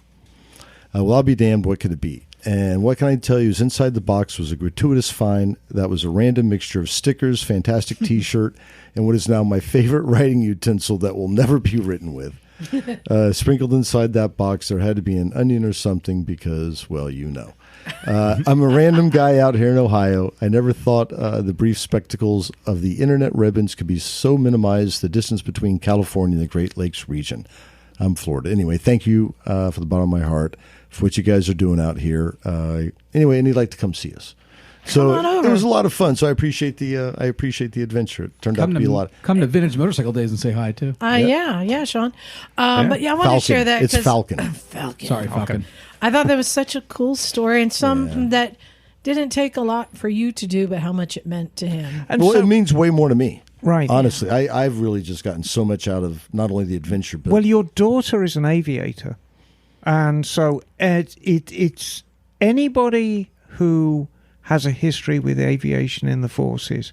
I mean, it's very poignant visiting a gravesite, particularly a test pilot's gravesite. Oh, yeah. Because those Valkyrie pilots, anybody who gets up in an unproven aircraft it's a different breed. Like I said, when I went to the site, I knew the story. I remembered their names.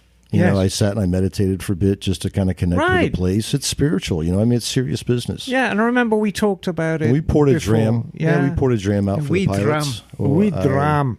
Nice. Anyway. Well, good. Well, you go on your little trips to the desert, and John and I go to our own little desert. No, not really. There's not really. It's more like dessert. Yeah, I like desserts. But we're going to be so far above the tree lines that it seems desert-like. John and I are going to Pakistan. Man, I can't wait. Yes, in a few weeks. It's coming quick. And now. What's the date? May? I leave on the 25th. Oh, May. Yeah. So, but Emma, you also have trips coming up. So I do, and this is both an appeal and an offer. People's circumstance, life gets in the way for a lot of people sometimes, and people's financials can change, and people have accidents either on a bike or at work. Cut a long story short, we've got some spots open on the trip, and I'm going to read what they are. So for our Dolomites trip, we have 5 spots left. 5 spots. So I know for a fact that 16 people have signed up. Kat is going to do you a screaming deal. I absolutely guarantee you. So if you want to go and ride the Dolomites with me and Kat, I will promise you it will be the time of your life. The bikes left for the trip, there is one F900R, that is my weapon of choice. One 1250 RS is a big beast, but a lovely beast. 3 1250 GSs and 3 of the brand new 1300 GSs, which actually have the automatic lowering feature. So if you're short in the leg and you're worried about riding a big adventure bike, you don't have to be. Now, 5 spots for Dolomites, so I need people to sign up for that. We have 1 spot left for Castle. When is that? Gosh, I haven't got the dates actually with me. Just go on to Leod Escapes, look for the Misfit Tours. I want to say it's the 21st of June. June, so it's in June. Yeah, okay. it's in June. 21st to the 29th of June. Then we come to Castles and Curves. There's just 1 spot left for Castles and Curves. This is a lovely trip. We travel throughout Germany. We travel throughout Austria. And we dip our toe into France. We stay in medieval castles. It's a fantastic trip. It's very, very interesting. We really see something of Are there country. vampires? Oh, yes. Are there ghosts? Oh, yes. Ooh. All the things. It's brilliant. I bet. And we're I'm on sure. motorbikes. 1 spot left. Whatever's in the BMW range, you can rent it. So, The that's wide 900 open. sounds like a lovely... And that trip finishes on July 21st. I want to say it starts on the 14th, something like that. But again, Leod Escapes, just go to the Misfit Tours. Final, we're doing Tuscany in the fall. 2 spots left for Tuscany. All the gooses have gone. Ha-ha! Because I signed up for one. There's a couple of multi-stradas left in both V-twin and V4 flavour. Desert X and Scramblers. Those are fun looking bikes. Yeah, the verdict is out for me looks-wise on the Desert X. I think it is an odd-looking bike. However, I am told it is an amazing bike. Rent one, see if you like it. Looks Scramblers expensive are to cash. available. And again, the 1300 GS. What Gucci did you go with? I went for a Maranello, the new one. Of course I did. How could I not? Well, actually, I might have signed up for a V85 TT. Oh, that's what I want. V85 TT. I think it's on my list. I can't remember. Listen, as long as I'm a Strider Goozy, I'm a very happy girl, let me tell you. But so we got 2 spots for that, 1 spot for Castle and Curves. But come on, people, 5 spots for the Dolomites trip. That's the training trip. Well, we call it a training trip. The training part of it is basically showing you how much fun it is to get out of your comfort zone overseas. You need to be proficient in riding motorbikes, let me tell you. But it's a great trip. And I guarantee you will have more fun than you have ever had in your life on any one of my trips. They're an absolute riot. I'm sure the food is amazing too. Oh, God, wherever you go. I mean, the Love the food is a religion to Italian people, let me tell you. And the Germans love to eat and love beer. And, I make no mistake, I'm a boozer. But over there, I'm like really a boozer. And the thing is, you don't get a headache. So you can absolutely have a skinful and get yourself in a shocking state. And you wake up in the morning and you feel great.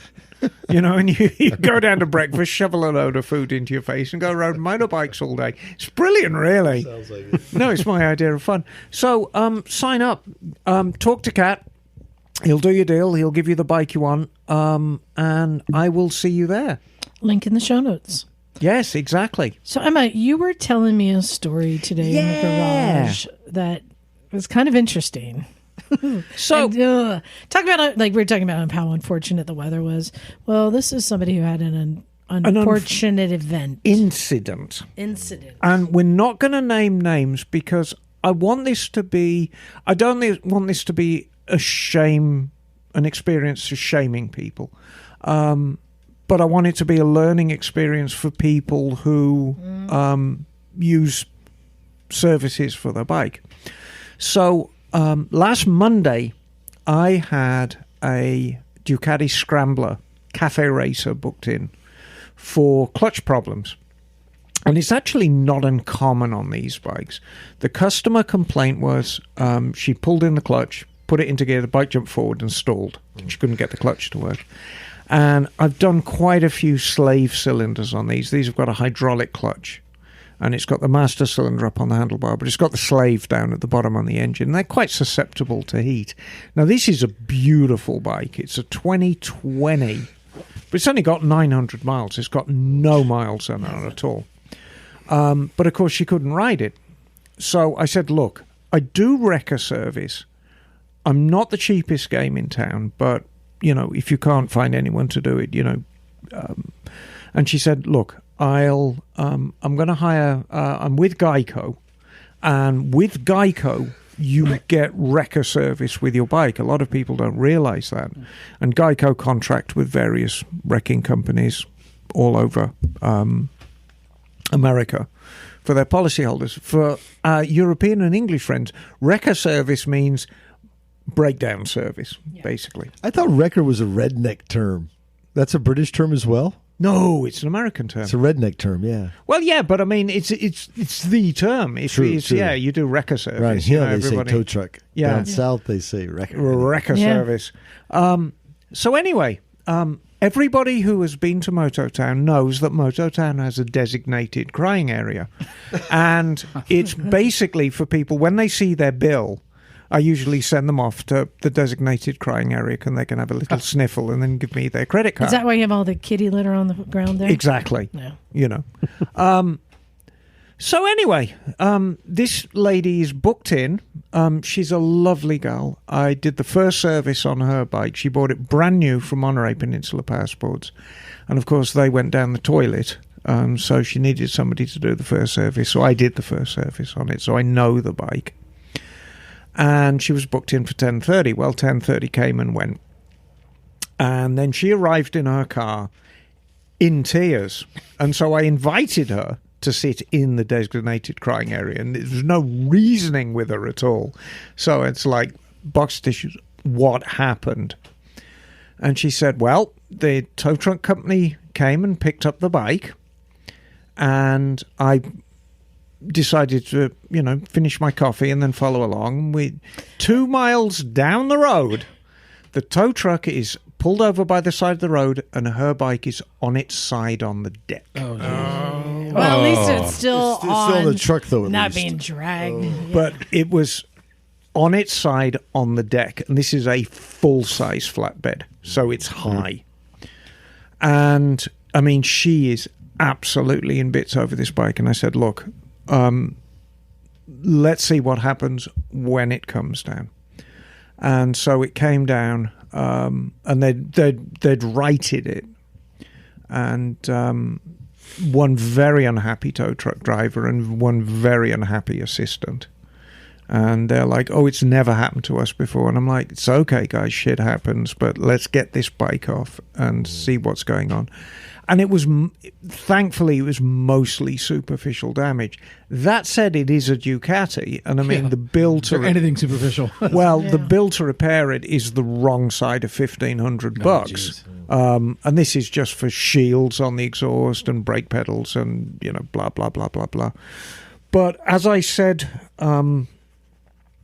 because I called the dispatcher, the owner of the tow company, and I said, look, how do you want to handle this? And he said, well, he said, I'll just cover it. And I said, well, look, I'll work with you. I mean, you're in the trade, I'm in the trade. We can take the tax off and do everything, and but he's going to pay for it outright. And I said, it could have been a lot worse, because had there been a dent or a scratch on the tank, and this bike is flawless, we'd be talking thousands. Yeah, that'd be it, because right? Ducati gas tanks are not cheap. So what happened? How did it come to be lying on its side? Well, the tow truck driver was being quite cagey about it. My notes were there was a lot of oil on the deck. And I said to the kid, is this from the bike? And he said, no. And I said, dude, you got to keep your deck clean, because if you don't, it becomes basically a skating rink. And I think it was just sheer inexperience. And there's That makes things, sense. I think the bike perhaps wasn't in gear. I think it may not have been strapped down correctly or strapped down thoughtfully. And I think it just slipped in the oil. And it doesn't take much. If you don't know what you're doing and you don't understand exactly how to tie a bike down, it's, it can fall over quite easily, especially a lightweight bike like a Scrambler, because they don't weigh anything. And so, of course, it gets jostled around quite a lot. I mean, I've got, on the back of King Kong, I've got these chocks. I've got these very, very special chocks that are like a clamshell around the front wheel. And you look in the rear view mirror, especially if you're just going over potholes, and the bikes are like, and you're like, geez. But the chocks hold them firm, and I keep my deck clean.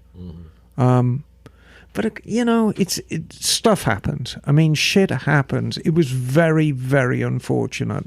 And it was unfortunate for her, because basically I've already fixed the clutch. I just did a power flush on the clutch system. The clutch works great.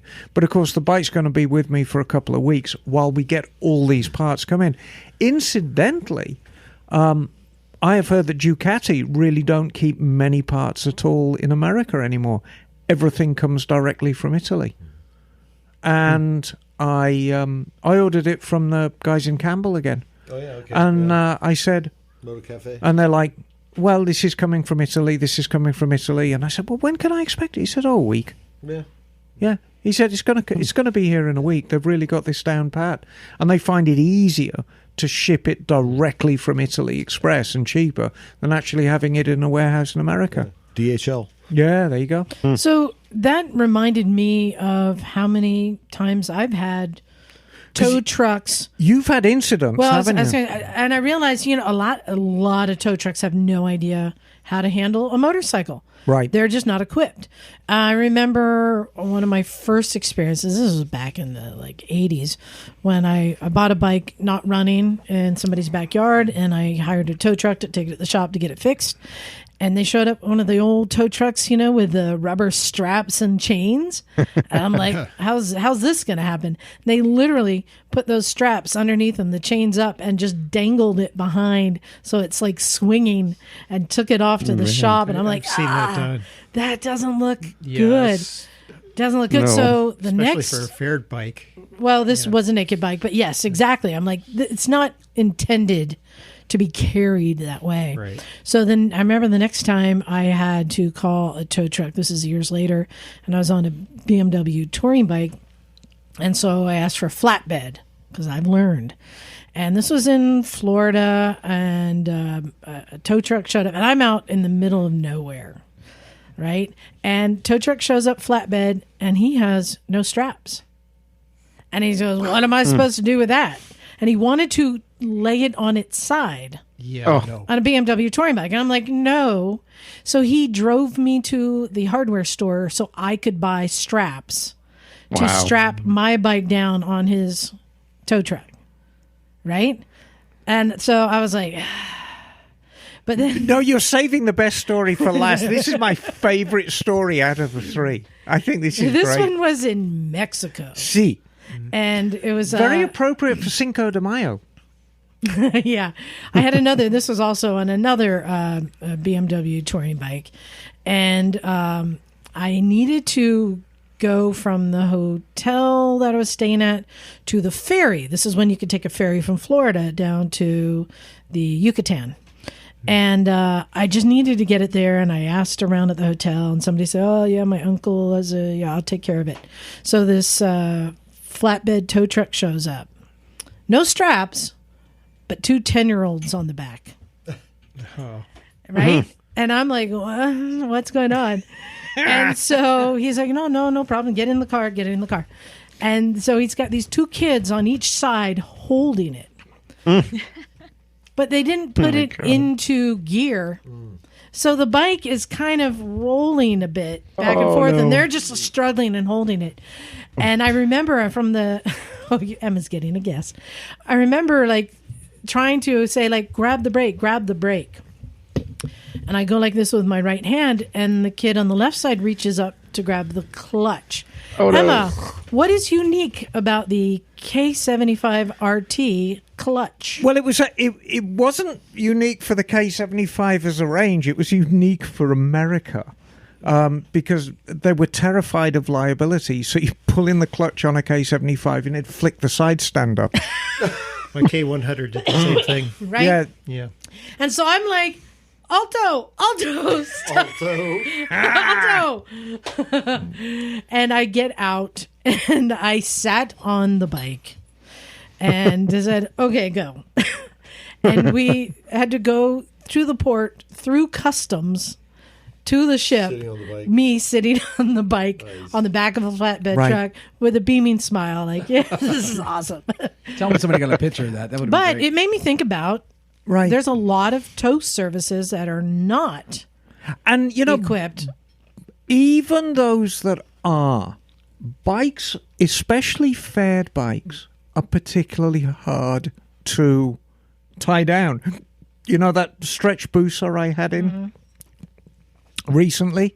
Well, the tow driver, very good friend of mine, very experienced tow guy.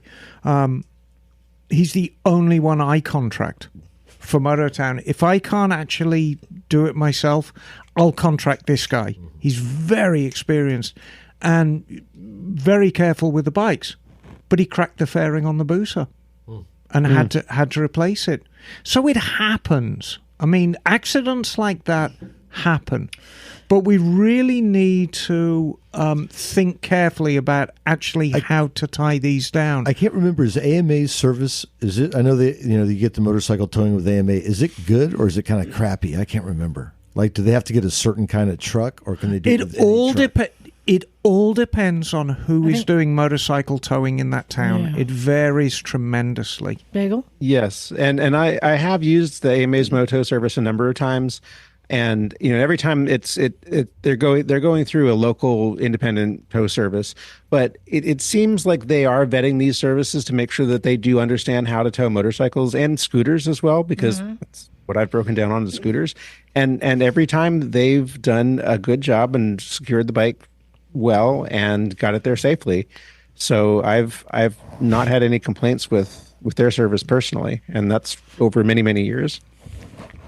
So, Emma, I wanted to ask some questions because we've all learned, like Jim and I strap bikes down on the trailer all the time. Right. We all kind of learn lessons the hard way oftentimes. Yes, of course. About the right way to do things. And one of the questions I have is how tight, when you're strapping the front end using the handlebars, how tight do you want to make it? Because on our dirt bikes, which have such a high suspension, we've got these chocks we could put in there that jam between the tire and the lower triple tree so that you're not bottoming out the suspension. Which is exactly what you don't want to do. So how bad is that when you're tightening a bike down? It can be. It can be absolutely critical. Again, it depends on the design of the fork. Now, if your bike's got cartridge forks, If you're lucky enough to have bikes with cartridge forks, which are basically a self-contained chamber within the fork, it's not quite so critical. The majority of bikes have just got a bypass system. And if it's got a bypass system, if you tie down the front enough, you can blow the fork seals in a 2-mile journey if you go over a bumpy road. My preference when I tow a bike, I've got these chocks that are bolted to the bed. So the bike actually can't fall out. But the front end, I just compress a little. The real heavy work is done on the rear. And if you look at my deck, I've got the really heavy-duty tie-down points are at the back.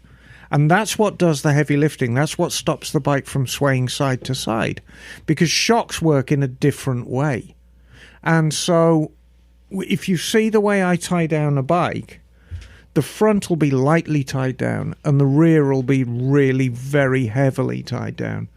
But what you try and want to do whenever you do a bike, you want to try and inhibit front to back movement. And I think that's the mistake that the tow Keeping it company in made. gear, number one. Keep it in Advice, gear, yeah. and if you have a length of strap, wrap it around the front brake. Pull on the front brake and wrap it around the front brake so the front brake is applied. So I think You like that's Velcro it, huh? yeah. I think that's what happened with our friends with the Scrambler. I think the bike actually moved forward. They probably braked for traffic or for a curve.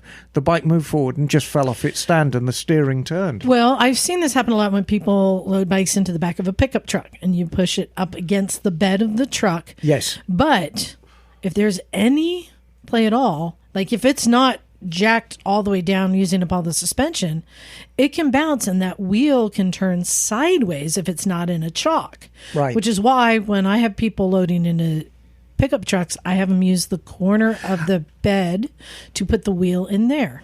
And that, when I think about my career of towing down bikes, I used to use the little Mazda. That was my first tow rig.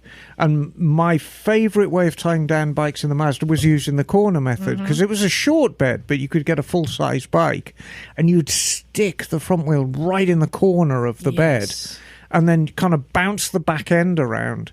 And unless it was a particularly long wheelbase bike, you could get the rear wheel in the opposite corner and actually slam the tailgate shut. And now the bike is jammed diagonally in the bed. It can't move backwards and forwards. But it's important that that front wheel can't move. Right, exactly. That's the number one. And then we went to the El Camino, which I used for many, many years. Yes. But that one, again, I had the chock in there. And I love those clamshell chocks.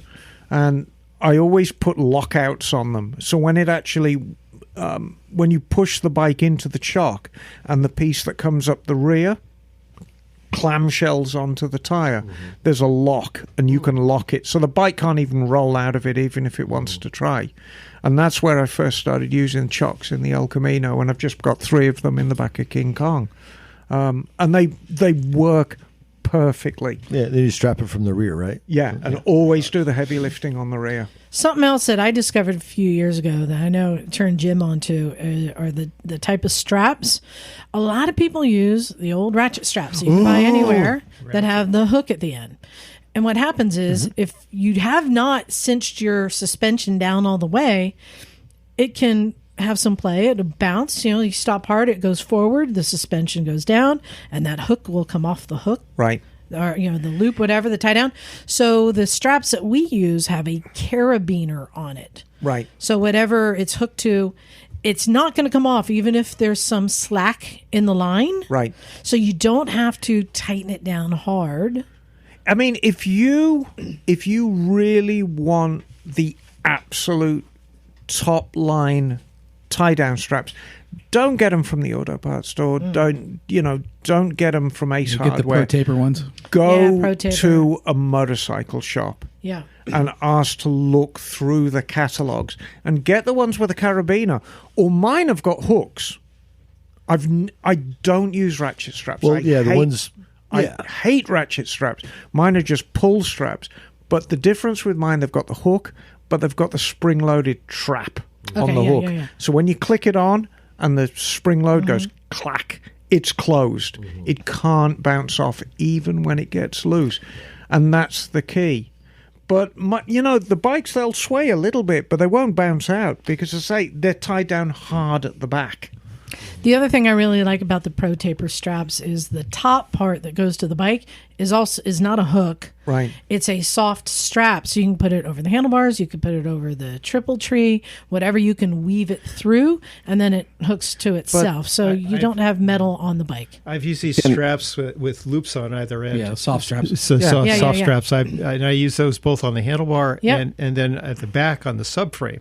Yeah, you can do that. I'll get that. Bagel.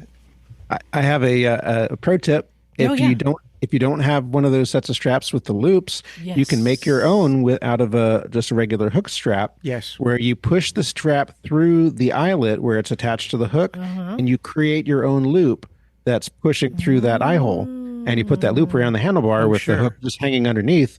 There you go. Hey, who are you calling an eye hole? So, let's talk a little bit about fundamentals about tying down a bike, because people are going to say, well, I don't have access to a chock, and what's the most stable way to tie down my bike?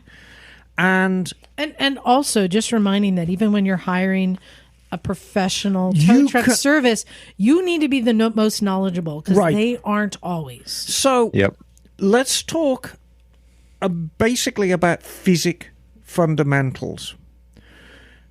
When you tie down a bike, the straps that go on the front of the bike should anchor to a point well in front of the machine, so they're facing forward. Conversely, the ones that are on the rear of the machine should go to a point rear of the bike. That's called springing. People tie their boats down like it. If you tie a boat up to a dock, your forward line should go forward. Your aft line should go aft. The spring line. Yeah. It's a spring line. You're springing the boat. So basically the boat can't go backwards and forwards. So you need to think about the same with the bike. All these decks have got anchor points. So the ideal way to tie a bike down on the deck of a flatbed is put it right in the middle, halfway down the deck. The two front lines should go forward. And here's another thing. The wider they are, the more stable the bike is going to be. Yeah. So if they're tying it down to a point that's only like a couple of inches wider than the bike, it's going to be fundamentally unstable. You could actually tie it down, because these guys have got super long straps. The width of the deck, it really doesn't matter. The wider that spread is, the more stable the bike's going to be.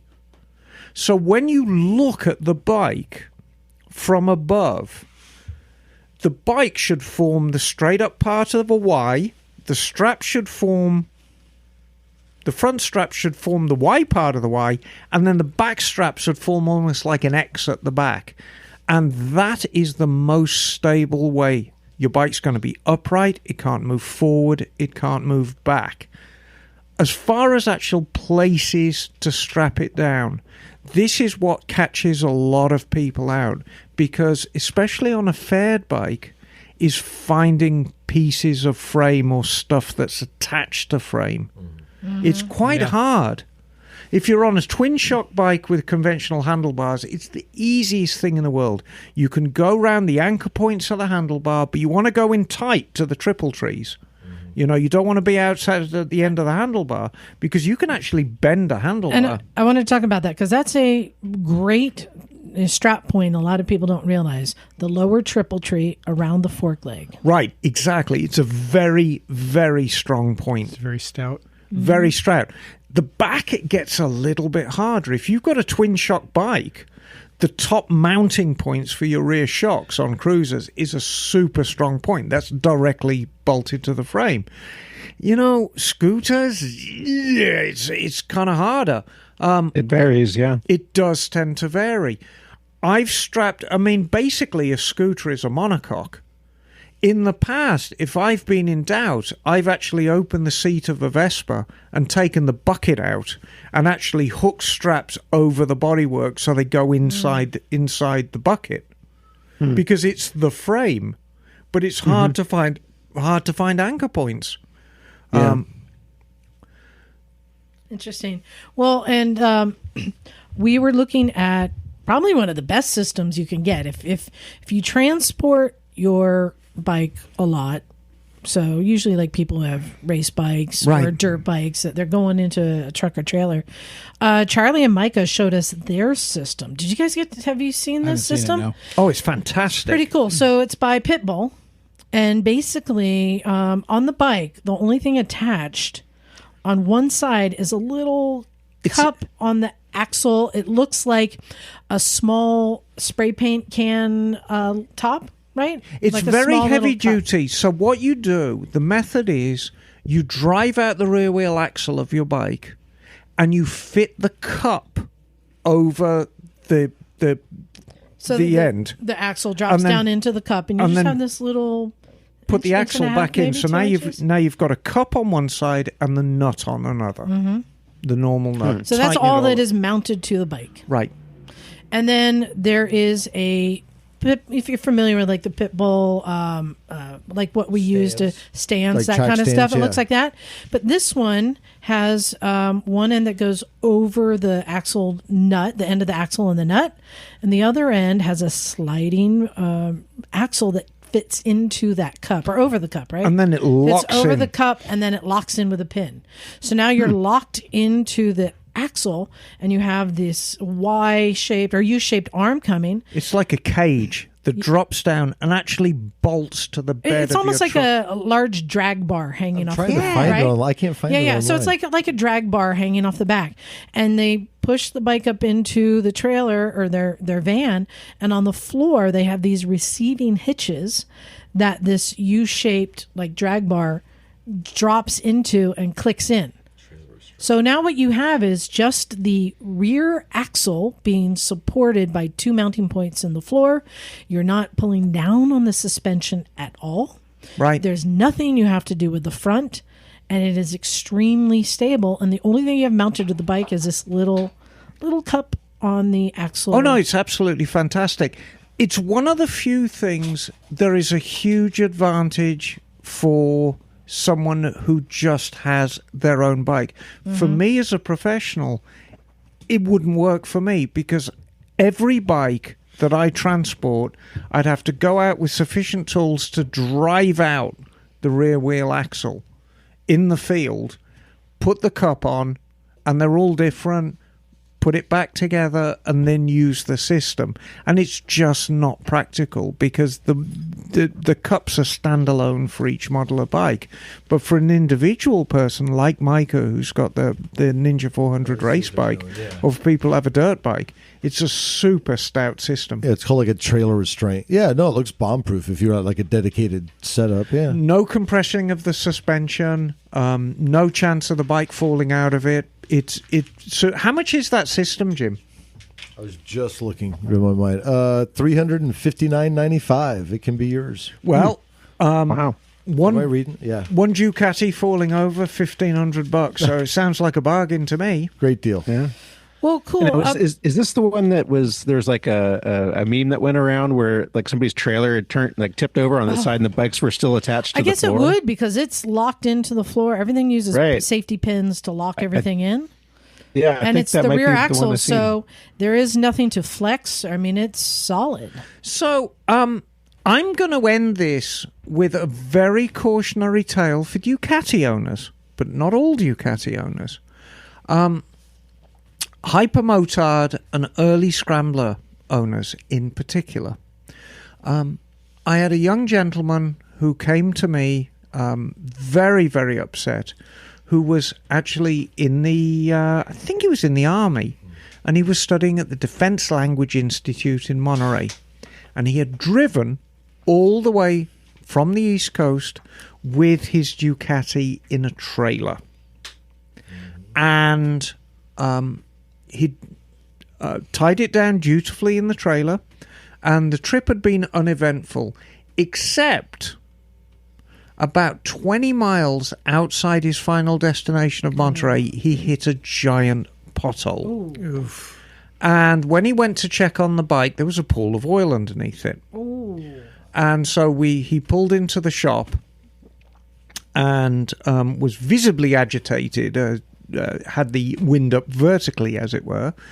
And we pulled the bike out. And what had happened was a peculiarity with the Ducati Hypermotard is that the side stand is bolted directly to the crankcase half. And it had torn the lug off the crankcase half just by going down a pothole. And he said, well, how do I fix this? I said, well, there's various ways to do it. JB Weld. Well, and that's exactly what I told him. Yeah.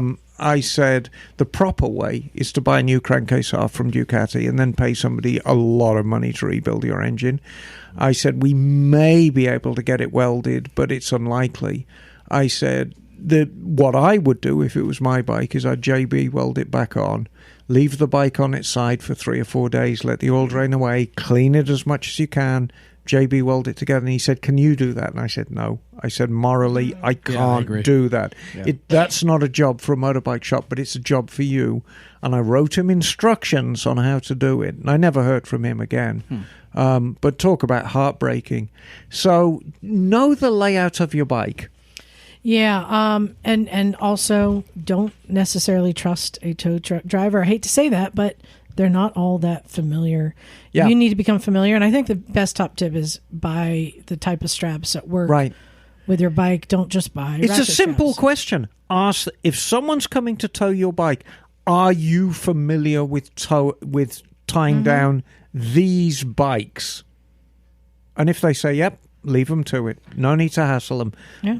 But if they say no, watch them. In a future podcast, we need to talk about what to do, how you tow your bike out of the shit in the woods. Yeah, there you go. Scotty and I had to do that. Yeah, and I want to talk about ramps again, because that's always a good one. But we're running out of time. We just have a couple emails to get to. So I have one real quick from Alan, and then Jim, you have one, and then Bagel, you have one. Alan. All right, Alan. So this is from Alan. He says, hey, Liza, Emma, and team. I love the show and listen regularly. Last week, you were talking about the rider that was hit by a self-driving Tesla under the operation of an inattentive driver. It seemed that the group was unanimous in their opinion that cars shouldn't have this feature because they promote unsafe driving, allowing drivers to ignore their responsibilities and leave the driving to the AI. I agree that this feature will be abused. However, as a biker, I would rather have this feature be allowed because I think it makes bad, inattentive drivers a bit better. AI isn't perfect, and I agree it shouldn't allow a driver to ignore their responsibilities, but at least something is watching the road. More than I can say for some of the drivers that I regularly see on the road, reading, texting, and otherwise just being shit drivers. If they really wanted to make our roads safer, there would be a cell phone kill switch in all vehicles that would disable the phone in a moving vehicle. Thanks for the laughs and Emma's great tech tips. Well, actually, that's quite a valid point. It's more than just cell phones, though. The touchscreen interfaces in cars are so complicated and require so much attention to deal with. Yeah. And in a Tesla, to just adjust the climate controls, you have to use a touchscreen, which means you can't look at the road while you turn the AC on, for example. Well, my biggest issue with that is when I'm commuting, the Teslas that are on autopilot are right in the center of the lane, and then you'll have somebody on the right who doesn't have the autopilot. So the Teslas don't move, and if the person on the right side veers over into your lane, you're just screwed. So because the Tesla's not going to go to the left, they're going to stay right in the center. So Right. Well, they also don't move over if you're lane splitting. So, yeah, that's my point. Actually, that's a much better way to say it. Yeah, they're always just plopped right there in the middle. All right, Jim, what you got there? All right, Motorcycles and Misfits has received a new message from Michael Shaw. Hey, Michael. Hey. Michael. Hey. Question for Naked Jim. Hey, that's me. What system do you use while out dirt biking, riding for emergency services? Thinking I'm in need of something similar. Thanks. P.S. Great show, everyone. I listen to every podcast. Right on. Keep it up. Garmin InReach. Cool. Hey. So, yeah, what John said. Garmin InReach, I think most of us have them people use when we go riding. So I like it. I've had it for, probably 6 years now. I've had it for a while. I take it everywhere. I even take it a lot of times when I go street riding. Because a lot of riding around here you can slip off the road and disappear for 100 feet. It also or lets you so. send Liza a message when you're pooping. You get to let her know that. Yeah. I do That's like always to good. geolocate where the best outhouses are. Shame it doesn't come with smell-o-vision. No, he has a Odorama. preset message that says, "Here's where I'm pooping." He does. He just presses a button and it sends me that. No, I like it. And a few reasons why, just quickly. A is they have a cell phone app that allows you to text using your phone, which is Yeah. quite handy. Yep. Otherwise, using the Garmin InReach Mini itself, you're kind of clicking through things. But it does have quick text that you can pre-program. You can make your own or maybe use theirs. I can't remember. So literally, I think I've checked with 3 or 4 clicks of a button, you can send a text. I think I have 3 quick ones. It's like XOX, broke down, I'll see you soon, and like the third is like I'm just proper fucked. But it's handy for that. The other feature I like is it'll give weather. If you're somewhere where the weather can vary.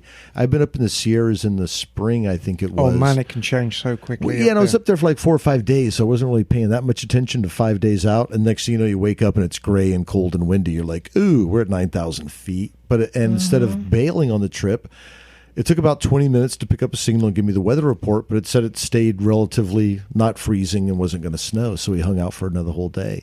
Great. So it's a great little thing. So the Garmin InReach Mini, big fan. Cool, thanks. All right, we have time for one more. Bagel, you have that one ready? Yes. I have an email here from Mike Prefontaine. Mike. Did you say meat? Mike. Meat Montaigne. That's the Great Poupon. Titled Hi, Mike. Numb Hands. Hey, guys and gals. Just wanted to give you guys a big thank you for recommending what bikes to get as my first bike. For the past few months, I've been the proud owner of my 2020 Honda CB500X. There you go. Oh, what a good Awesome. bike. Good job. But I have a problem. My hands, especially my throttle hand, go numb while riding. I noticed this issue while I was going through motorcycle training.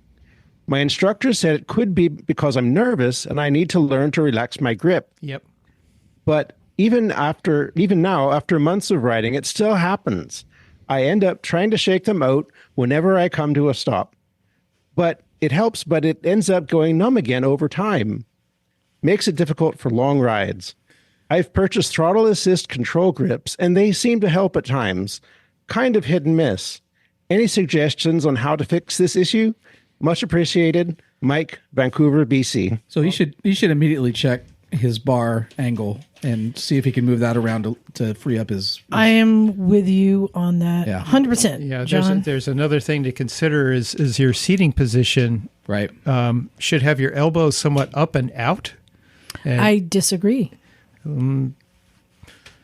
I disagree because I've owned BMWs.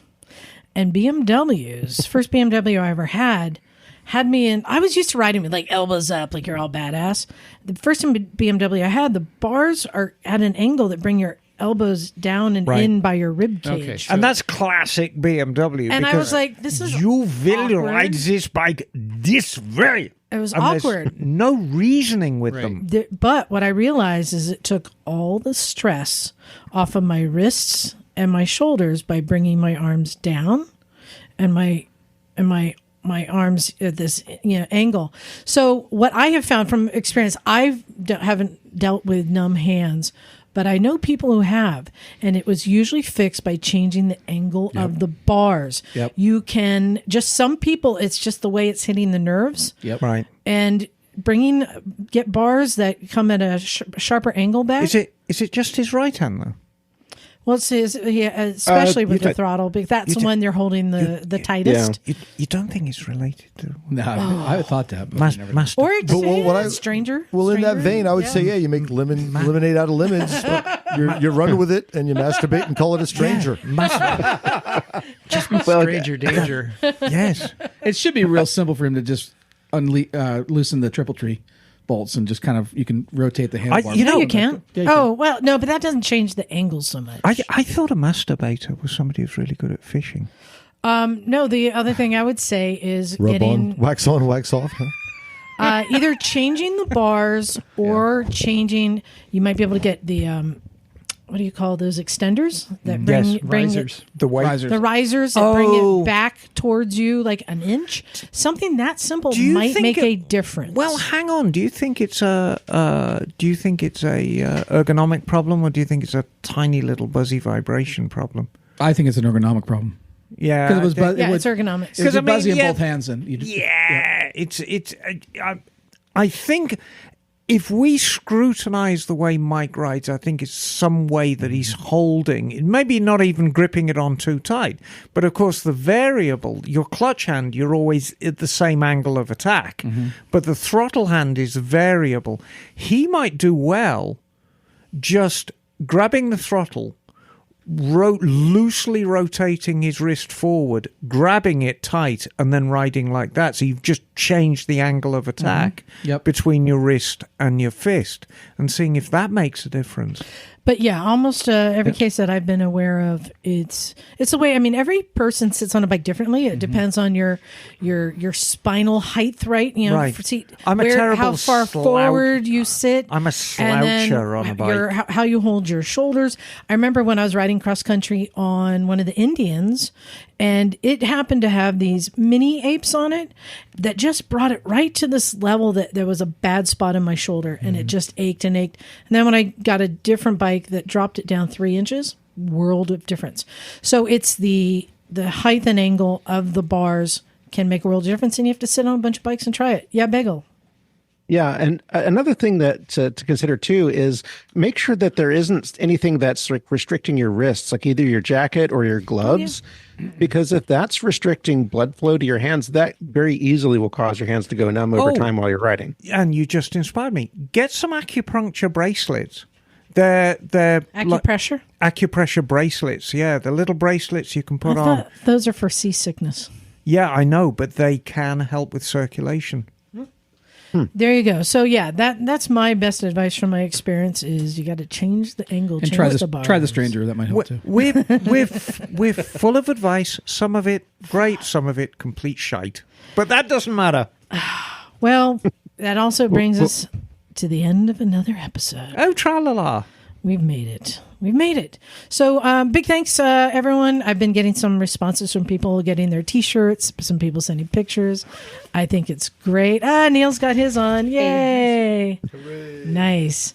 Isn't that a nice shirt? It's soft. It is lovely. It has an unnamed writer on the Unnamed bear. It's Chested Rider. Husqvarna riding motocross Lee guy. McBean.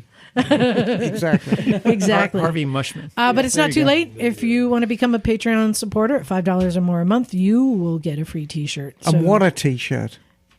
you want a T-shirt? No, what a Oh, T-shirt. like a T-shirt. What a T-shirt I'm like, wait, it is. you would wear one of our shirts, Emma? Yes, of course I would. When have I ever not worn one of you? Well, right now is not an example, but no, of course I fly the flag. Go to motorcyclesandmisfits.com. You'll Those find the guys. links to everything there, including our Patreon support page. And then I will, once you become a supporter, I'll reach out and offer you a free shirt. It's that simple. Including a link for the Dolomite strip. If you don't go, yeah. darling, I'm going to be crushed. I really will. I'll be completely insufferable.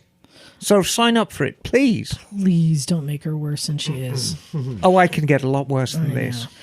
So yeah, thank you to all of our Patreon subscribers. And this is how I thank you by sending you a free shirt.